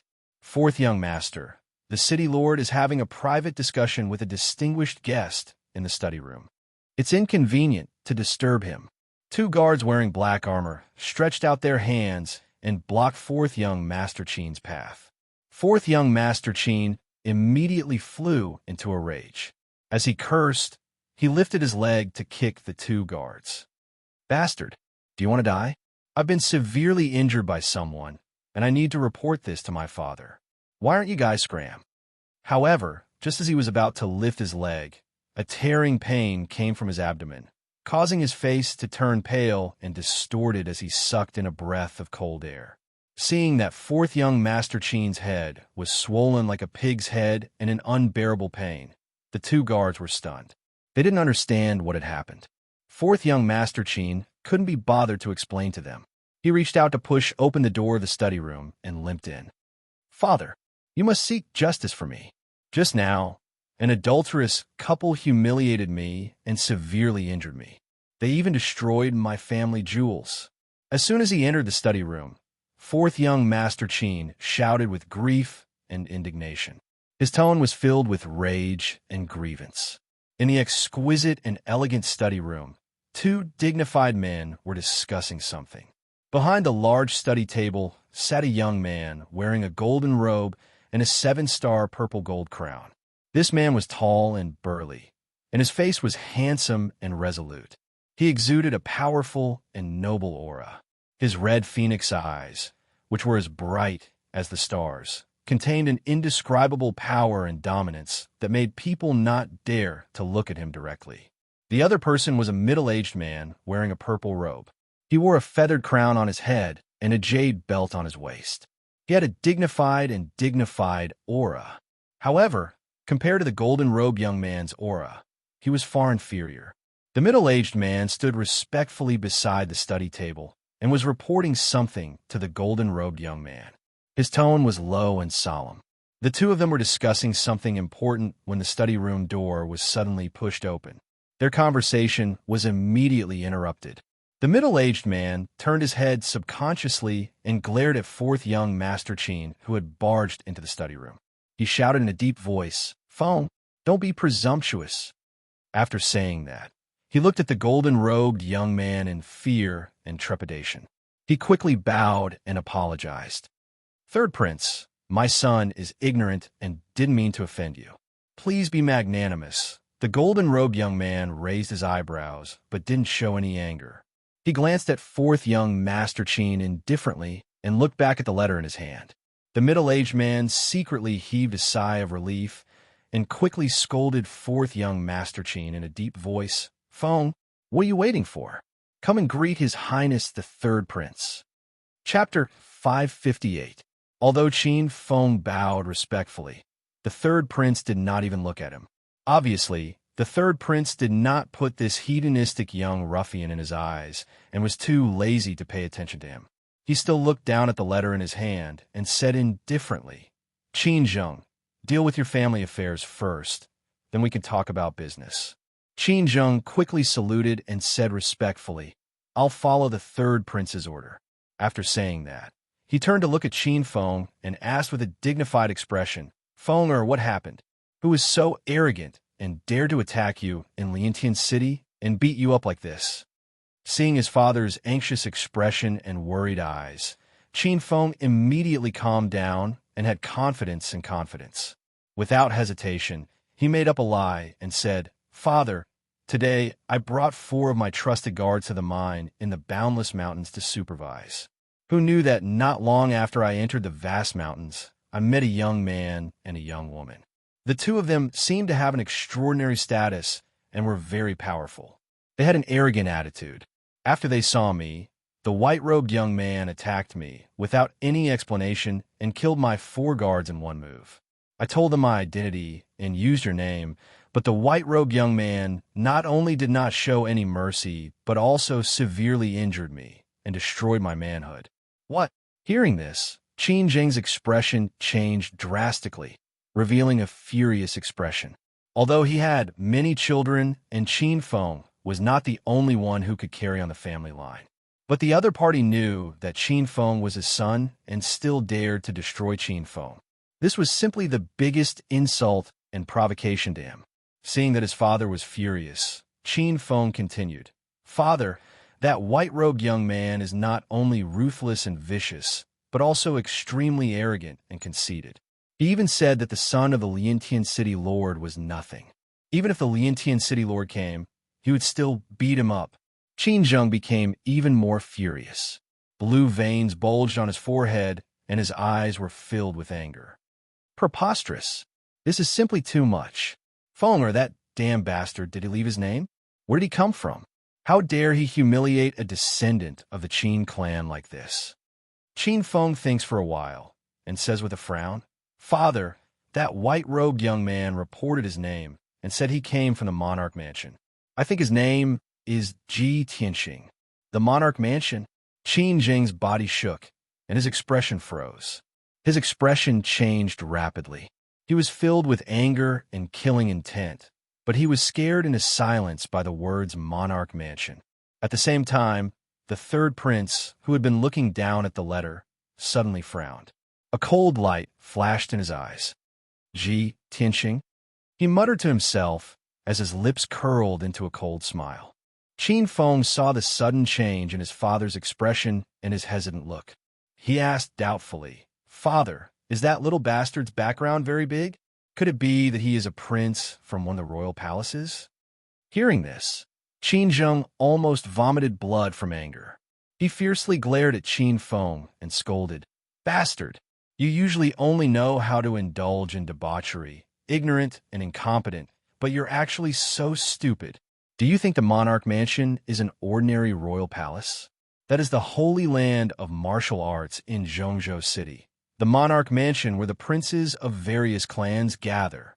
Qin Feng immediately came to his senses and said with a face full of horror, Prince? That Monarch Mansion? It's over. That little bastard must be the prince of the Monarch Mansion. No wonder his strength is so terrifying. After understanding Ji Tianxing's identity, Qin Feng was instantly filled with fear. His face was gloomy as if he had lost his parents. Although he was the son of the Liantian city governor, he was like a mudworm in the ground and an eagle in the sky when compared to the noble prince. Even his father, Qin Zheng, had to be humble and respectful in front of the prince. However, the piercing pain in his abdomen made his chest burn with anger. His eyes became ferocious and resentful. He unwillingly asked Qinzheng, "Father, so what if he is the prince? He was so arrogant that he even cut off my roots. Could it be that we're still going to endure such humiliation and hatred? No, I can't accept this. I can't take this lying down. No one has ever dared to humiliate me like this." Qinzheng frowned and said in a low voice, "Feng don't be impatient. This is not a trivial matter. Let me think about it. That guy called Ji Tianxing is in the limelight recently and is very troublesome. But don't worry. Even if he is the noble prince, he shouldn't humiliate my son like this. This is a great humiliation. I will never let it go." After getting Qin Zheng's promise, Qin Feng felt a little relieved and nodded silently. Qin Zheng waved his hand and said to him, "Feng, you can leave first. Don't worry about your injuries. I still have to discuss important matters with the third prince." "As you command." Qin Feng hurriedly bows and salutes the third prince. He then turns around and leaves the study. After he left, the study became quiet. At this time, the third prince put down the letter in his hand and looked at Qin Zheng with a faint smile. He said in a playful tone, "Qin Zheng, your forbearance really surprised me." Qin Zheng's old face suddenly turned red, and he said awkwardly, "My son is naughty and mischievous. It's not that I don't want to avenge my son, but the imperial residence is too sacred. Those princes are noble and unparalleled. How could I dare to do anything to them?" The third prince frowned and said in a cold voice, "Ji Tianxing, that boy, can't represent the imperial residence. This boy comes from the southern Tianshan region and is just a lowly commoner. He has just entered the imperial residence and has no background or foundation. If he is in Zhongzhou City, he can act like a tyrant with the name of the imperial residence. But this is Liantian City, under the foot of my clan's imperial court. It is your territory. How can you allow him to be so arrogant?" Hearing the third prince's words, Qin Zheng's heart skipped a beat. He understood what the third prince meant. He thought to himself, "That's right. I was so angry just now that I neglected this point. That Ji Tianxing is a nobody. Not long ago, he defeated the emperor in front of everyone, so he was qualified to enter the imperial residence. Ji Tianxing made the emperor lose face and damaged the reputation of the imperial court. No wonder the third prince is so hostile to him. In this case, the third prince supports me to avenge Feng." Thinking of this, Qin Zheng bowed to the third prince and asked respectfully, "Third prince, please advise me." The third prince looked at him indifferently and said slowly, "No one dares to fight against the imperial residence, and no one dares to kill the crown prince openly. However, in your territory, you are in the right. Even if you secretly get rid of that prince, as long as you don't leave any evidence, the imperial residence can't do anything to you. Of course, this is between you and Ji Tianxing. Whether you want to avenge him or not is up to you. As for what to do, you can slowly think about it." Chapter 559. After the third prince finished speaking, he stopped talking about this matter and got up to leave the study. Qin Zheng understood what he meant and had a plan in his heart. He respectfully sent the third prince out of the city lord's mansion. After the third prince left, Qin Zheng returned to the study and sat in front of the table. He frowned and fell into deep thought. After thinking for a moment, he said in a low voice, "Come in." One of the two guards guarding outside the study immediately walked into the study and came before Qin Zheng. He cupped his hands and bowed. "Sir City Lord, please give your orders." Qin Zheng ordered in a dignified voice, "Immediately send someone to investigate Ji Tianxing's whereabouts. Find out where he is as soon as possible." "Yes, sir." The guard did not say much. He quickly turned and walked out of the study to carry out the order. Only Qin Zheng was left in the study, and it suddenly became silent. He frowned, and his eyes flashed with cold, killing intent. He muttered to himself, "He's just a commoner without an aristocratic background. So what if he entered the emperor's mansion? Does he really think that after becoming the emperor, he is unparalleled and no one dares to offend him? This person dares to offend the emperor and the imperial court. He really doesn't know what's good for him. Since the third prince ordered me to act, I must get rid of this guy.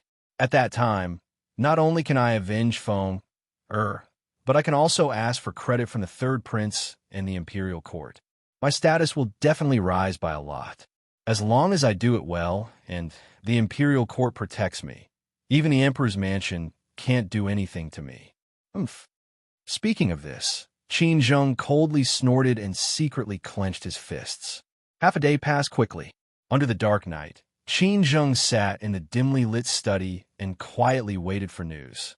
After a while, a guard in black armor entered the study and came in front of him. He bowed and reporting to the city lord, "I have the results of the investigation." Qin Zheng raised his eyebrows and quickly said, "What's the situation? Speak quickly." The black-armored guard said in a low voice, reporting to the city lord, "That kid is still in the city. He is living in the Yunlan courtyard." Yunlan courtyard? Qin Zheng frowned and said in a serious tone, "That is the property of Yunling Palace. The Yunlan courtyard must be guarded by a large number of experts. I didn't expect that kid to be related to the Yun family and hide in the misty cloud courtyard." Qin Zheng's expression was somewhat gloomy as he ordered in a deep voice, "Keep an eye on the misty cloud courtyard day and night. You must keep a close eye on that brat. I don't believe that he'll continue to hide in the misty cloud courtyard. As long as he dares to leave that courtyard, I'll turn him into ashes." The black-armored guard immediately cupped his fists and bowed. Then, he turned around to leave. But at this moment, another black-armored guard strode into the study and quickly walked in front of Qin Zheng. He respectfully reporting to the city lord, "That kid just left the misty cloud courtyard." Suddenly hearing this news, Qin Zheng was startled and a cold smile appeared on his face. "Oomph, this damned bastard. How could he be so arrogant and confident? Since he has personally delivered such an excellent opportunity to me, how can I let him go?" After sneering, Qin Zheng immediately notify the few revered elders of the revered hall and have them begin to act immediately. "Tonight, I want to see Ji Tianxing's head." The two black-armored guards cupped their fists and accepted the order. They immediately left the study to pass on the order. Qin Zheng stared at the dark night outside the window and sneered with resentment. "Humph. Even if that kid is a genius prince, he's definitely not a match for a few Sky Origin Realm revered elders. After tonight, I'll have a meteoric rise and become the third prince's trusted aide." As he spoke, his eyes revealed a strong sense of expectation. In Liantian City, under the dark night, the street lights were sparse.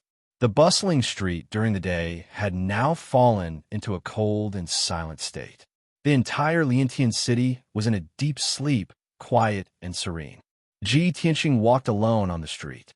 His pace was as fast as the wind, and his figure was faintly discernible in the night. At this moment, he was rushing to the Great Fortune Inn in the city, preparing to look for Ling Yixiong. Yin Luo was still secretly investigating Ling Yixiong's background, but there were no results yet. Ji Tianxing wanted to meet Ling Yixiong personally and test him again. In addition, he left Yunlan courtyard alone in the middle of the night with the intention of luring the snake out of its hole. On the surface, it looked like he was rushing through the city empty-handed and defenseless. However, in reality, Ji Tianxing secretly released his spiritual sense to cover an area of 300 meters around him, monitoring the movements in the dark at all times. After a quarter of an hour, he was passing by a dark bluestone road. On both sides of the road were lush forests, filled with towering trees. In the depths of the forest, a few simple and unadorned houses could be faintly seen. If it was during the day, the houses on both sides of the road could be called a quiet and secluded place. However, in this dark night, the surroundings of the road were dark and deathly silent, appearing somewhat eerie and terrifying. Ji Tianxing was shuttling through the dark night when he suddenly stopped and stood in the middle of the bluestone road. He looked at the dark night in front of him and shouted with an expressionless face, "Since you followed me here, why don't you show yourself?" His cold voice echoed in the night, containing a hint of contempt and mockery. However, the surroundings were quiet, and not a single figure appeared within 1,000 meters. Ji Tianxing frowned, the corners of his mouth curling into a sneer as he said, "Cowardly scoundrel, don't you find it suffocating to hide underground?" As soon as his voice fell, he suddenly raised his right foot, channeled all of his power, and fiercely stomped on the ground. Bang! In the midst of a dull and loud noise, a majestic and mighty force fiercely blasted into the ground. The flat ground within 100 meters suddenly swelled like a wave, emitting a dull rumbling sound. The flat and sturdy bluestone road was also shaken to the point that it twisted and folded, splitting into a dozen or so wide gullies. In the next moment, several figures dressed in black flew out from the cracks in the ground and landed around Ji Tianxing with a swish. Ji Tianxing scanned the area with his spiritual sense and saw that there were 5 assassins in black. They were scattered in all directions and had surrounded him. The 5 assassins in black were all different in body shape and temperament. They were old and young, male and female. However, they all had one thing in common, which was that they were all at the first level of Sky Origin stage. 2 of the stronger ones were a tall and sturdy man and a skinny woman. They were both at the second level of Sky Origin stage. Ji Tianxing was surrounded by the 5 Sky Origin stage cultivators, but he didn't change his expression at all. He was still calm and composed. He even looked around and glanced at the 5 Sky Origin stage cultivators, the corners of his mouth curled up into a sneer. Hee, your master is really looking down on me. How dare trash like you try to assassinate me? Chapter 560. Among the 5 Sky Origin stage cultivators, the leader of the group could not hold back his anger and spoke first. He stared at Ji Tianxing with his eyes wide open and shouted, "You little bastard! You are really arrogant. How dare you do whatever you want in Liantian City just because you are the crown prince? Tonight, I will kill you for the good of the people." Ji Tianxing frowned and sneered. "Ha ha! Is this the reason why you want to assassinate me? How can you come up with such a lame excuse? I admire you." The burly man's face immediately turned red, and he was filled with embarrassment. Luckily, he was wearing a veil, so no one could see his expression in the dark night. The skinny woman beside him stared at him coldly and then shouted at Ji Tianxing, "You little bastard! Even if you have a sharp tongue, it is useless. You have offended someone you shouldn't have. Nobody can save you tonight. You're going to die." Ji Tianxing frowned slightly. He thought to himself doubtfully, the 2 assassins who tried to assassinate me and Ling Yichuan were both in the 3rd and 4th layer of Sky Origin stage.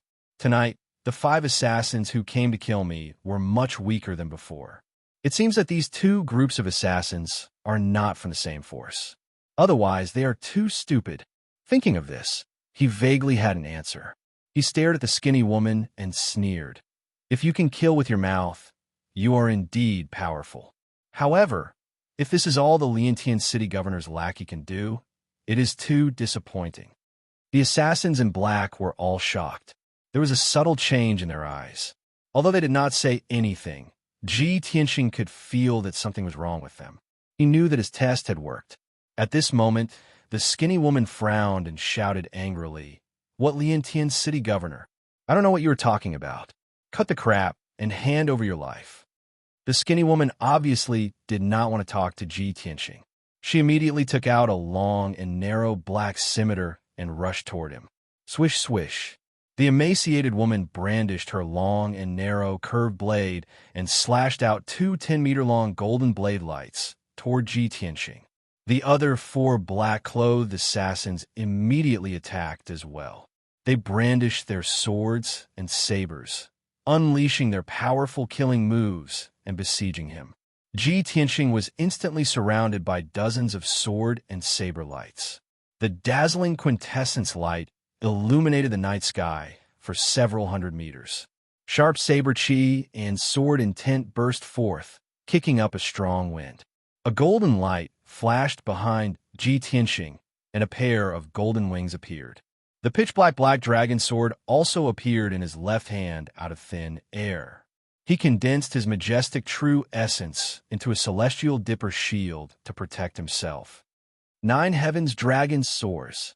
With a light shout, he brazenly pulled out the black dragon sword and fiercely slashed at a black-clothed old man on the left. Among the 5 assassins, the big man and the skinny woman were the most powerful. They were both at the 2nd level of Sky Origin Stage. The other 3 were all at the 1st level of Sky Origin Stage, so they were his first targets. Roar! When the black dragon sword was unsheathed, a 30-meter-long frost divine dragon suddenly appeared in the night sky, letting out a deafening dragon roar.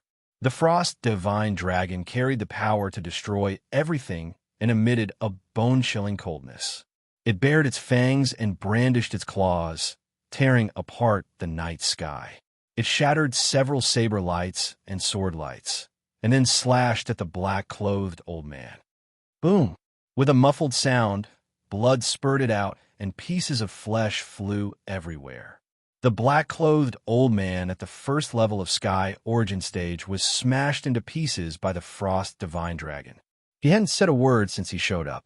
He didn't even have a time to scream before he was smashed into pieces of flesh and blood on the ground. He was probably the most tragic Sky Origin Stage cultivator in history. After the Frost Divine Dragon killed the black-clothed old man, it created a 10-meter-wide crater on the ground. Dust flew up into the air, and then it slowly dissipated. The other 4 assassins saw how the black-clothed old man was killed within seconds. They were all shocked, and their eyes were wide open in horror. At the same time, over a dozen huge saber lights and sword shadows drowned Ji Tianxing's figure. Bang! Bang! Bang! With a series of muffled noises, over a dozen violent saber lights and sword shadows were all blocked by Ji Tianxing's Big Dipper shield and golden wings. The violent energy, mixed with the brilliance of true essence, formed a colorful shockwave that spread out in all directions, sweeping across a radius of several hundred meters. The bluestone road was shattered by the blast wave. The ground was shaking violently, and dense cracks appeared on the ground. Even many of the towering trees in the surroundings were crushed into its shavings and scattered among the ruins. What happened next made the 4 assassins even more terrified. Ji Tianxing was completely unscathed. He flew out of the chaotic, multicolored light and into the night sky. He opened his golden wings, held the black dragon sword in his hand, and stepped on the night sky 100 meters high, emitting a domineering aura. He looked down at the 4 black-clothed assassins and waved the black dragon sword in his right hand. He slashed out an earth-shattering sword aura towards the burly man and the skinny woman. Water split. The 50-meter-long golden sword locked on the burly man and the skinny woman's aura and slashed down from the sky. The 2 assassins' faces changed drastically. They immediately waved their saber and sword to perform their unique skills to block the slash of the giant sword. Bang! Bang! Bang! The saber lights and sword shadows collided with the giant golden sword, creating a series of loud noises, shaking the sky and the earth. The dazzling brilliance lit up the night sky as if it was daytime. In the loud noises, the burly man and the skinny woman were both blown away. Blood rained down from their bodies, and they fell into the ruins 100 meters away. At this time, Ji Tianxing extended his left hand again. Dazzling red fire gushed out, forming a 30-meter-long fiery sword light, and slashed at another assassin. Red Dragon Flash. The fire around the huge flaming sword condensed into a red flaming dragon.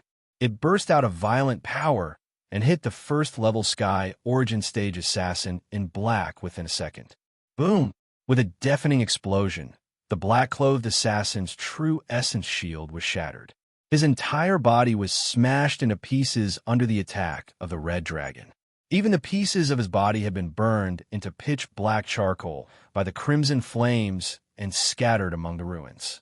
Another Sky Origin Stage cultivator was killed by Ji Tianxing within seconds.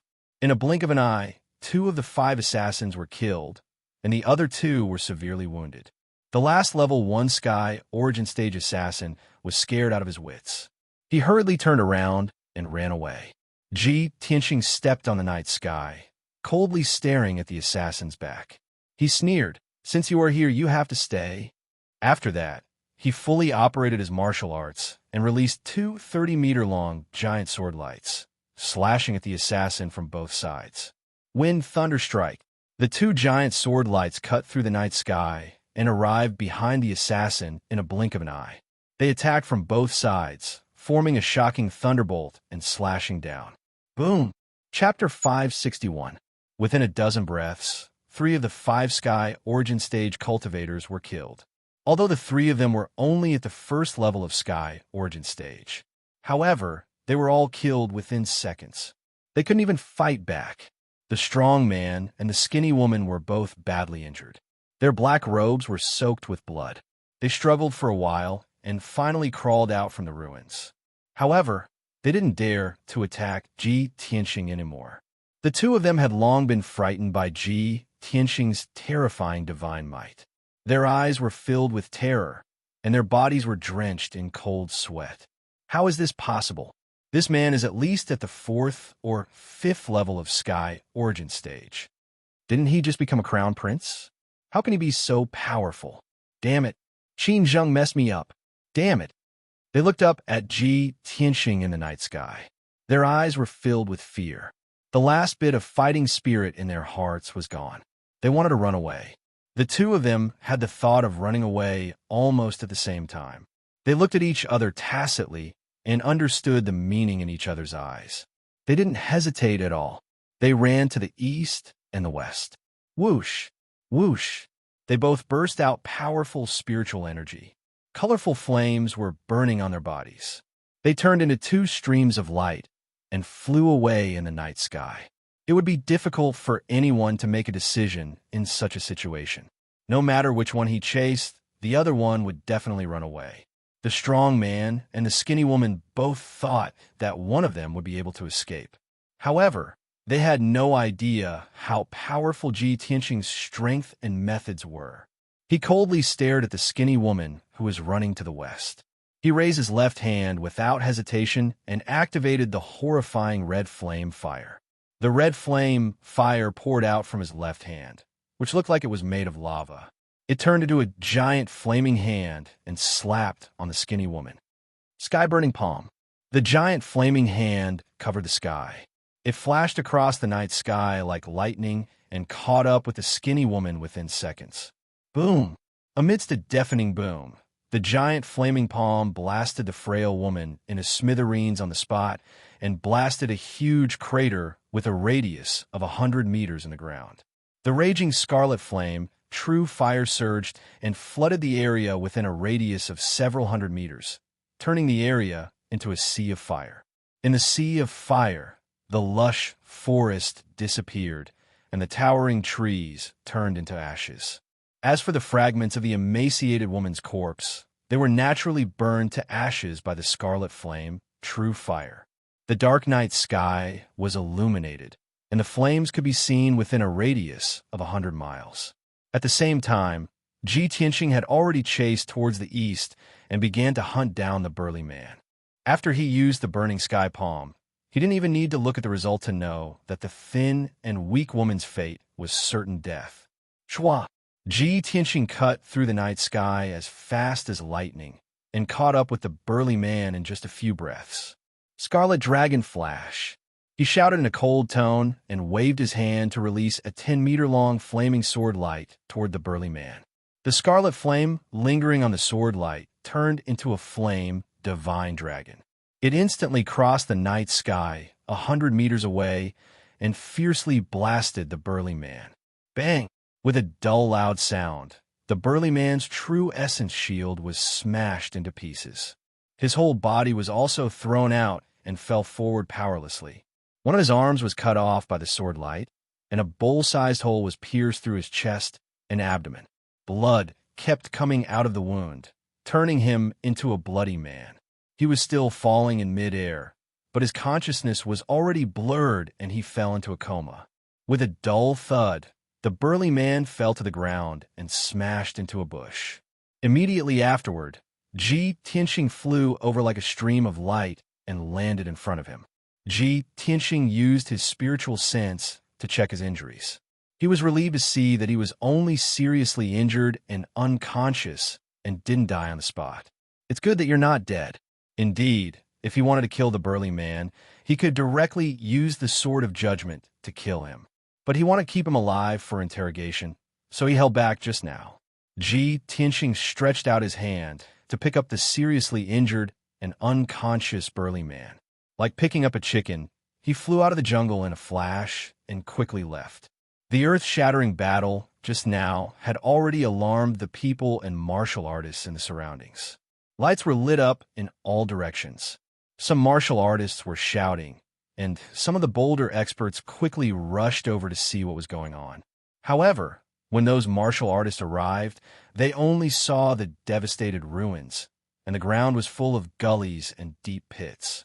After a quarter of an hour, Ji Tianxing carried the unconscious burly man and entered a deserted house. Under the dark night, the house was dead silent and exuded a terrifying chill. The house was old and dilapidated, and the yard was full of weeds that were half a man's height. There were dilapidated walls and broken door frames covered with spider webs.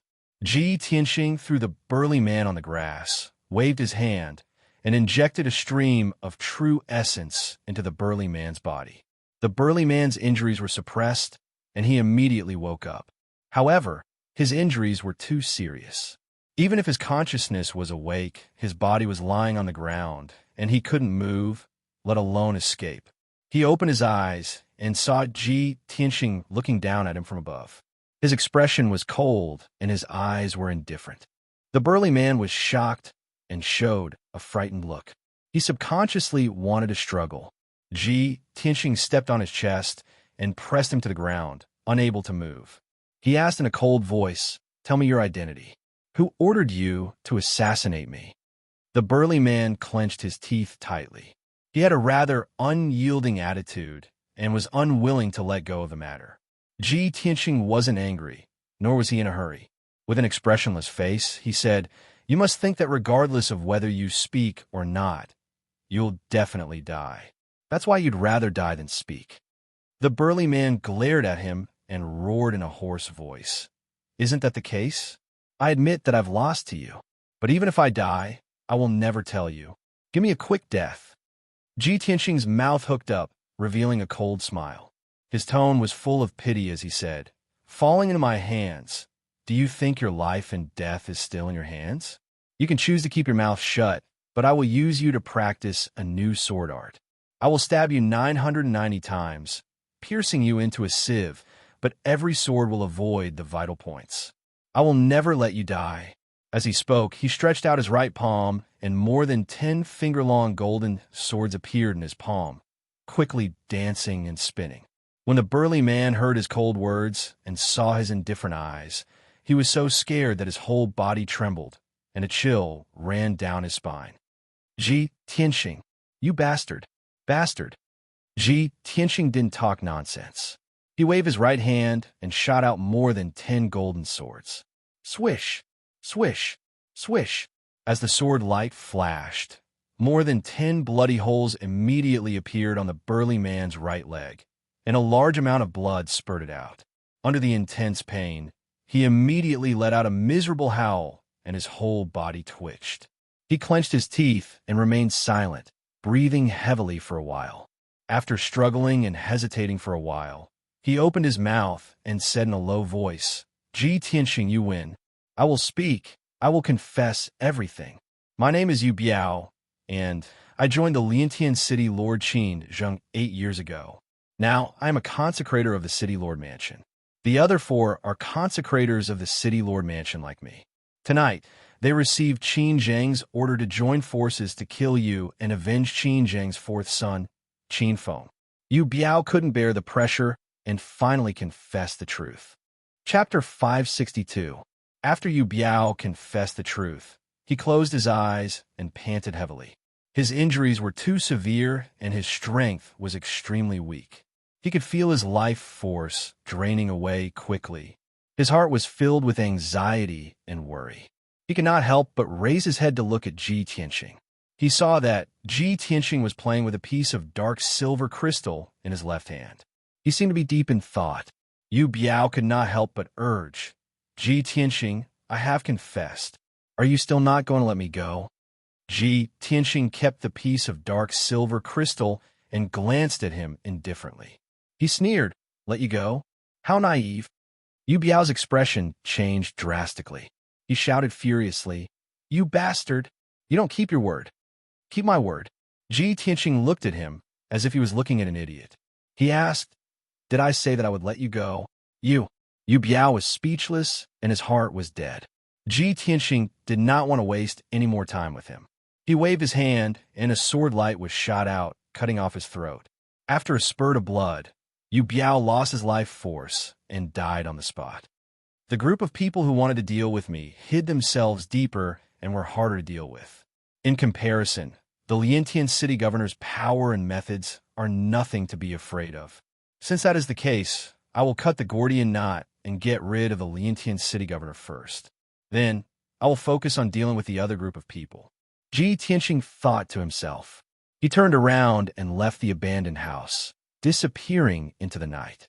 After he had crippled Qin Feng, he had expected that the Liantian city governor would take revenge. Therefore, he had asked Yin Yao about the Liantian city governor situation. According to what Yin Yao knew, the Liantian city governor, Qin Zheng, was mediocre. He was only at the 4th level of Sky origin stage among all the castellans in the Central Plains.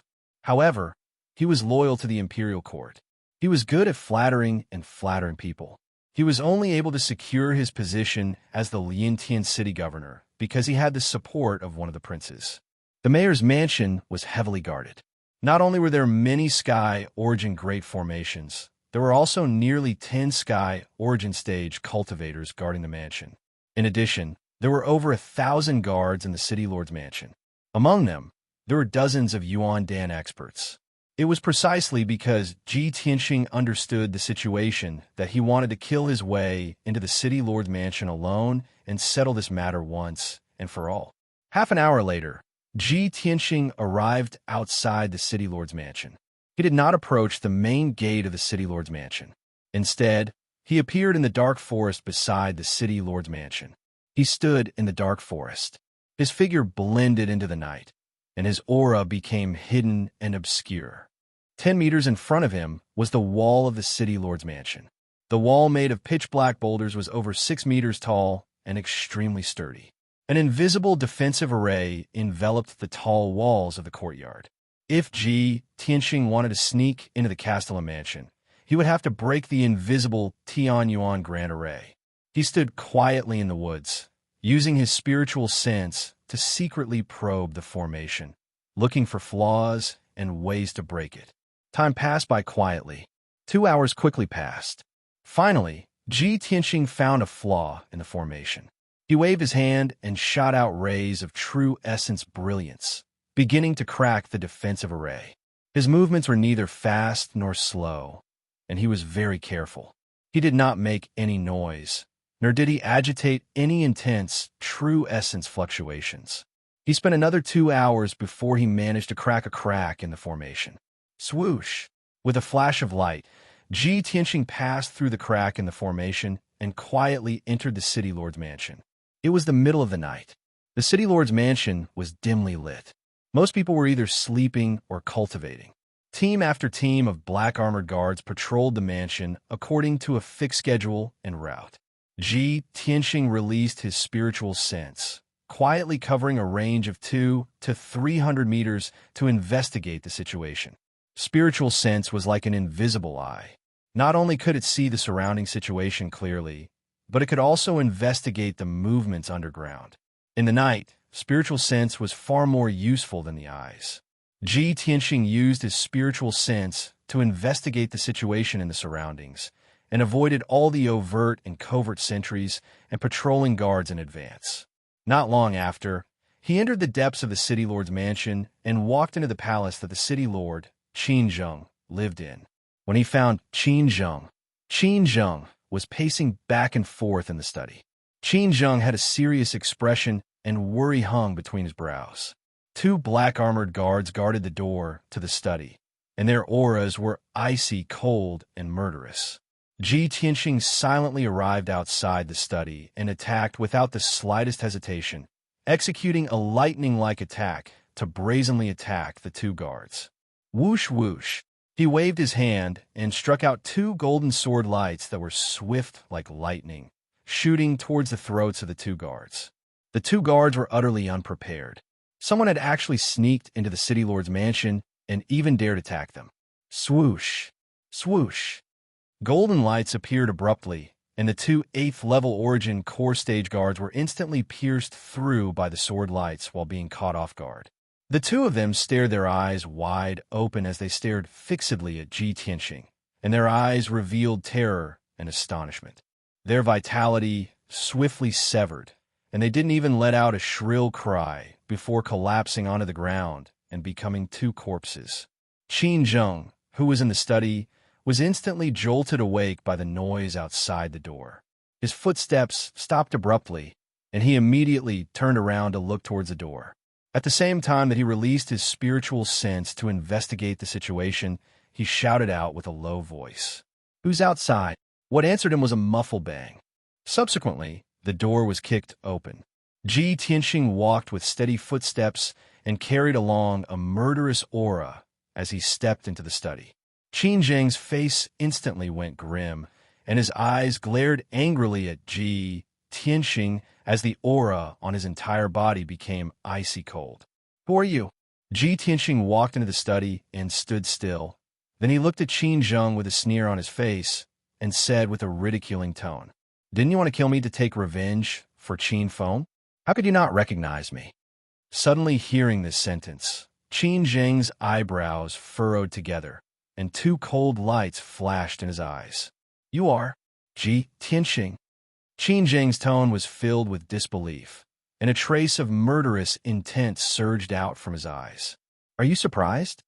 Ji Tianxing raised his eyebrows, and the true essence in his body invisibly converged, brewing a violent and terrifying power. Qin Zheng quickly suppressed the shock in his heart, and his eyes stared fixedly at Chu Li as he asked in a low voice, "So, the plan of the 5 consecrators under my command failed?" Ji Tianxing said indifferently, "That's right, they were all killed by me." "That's impossible." Qin Zheng's eyes suddenly widened in anger, revealing a look of deep shock. "Even if you're stronger than them, it's impossible for you to block the joint assassination of 5 people.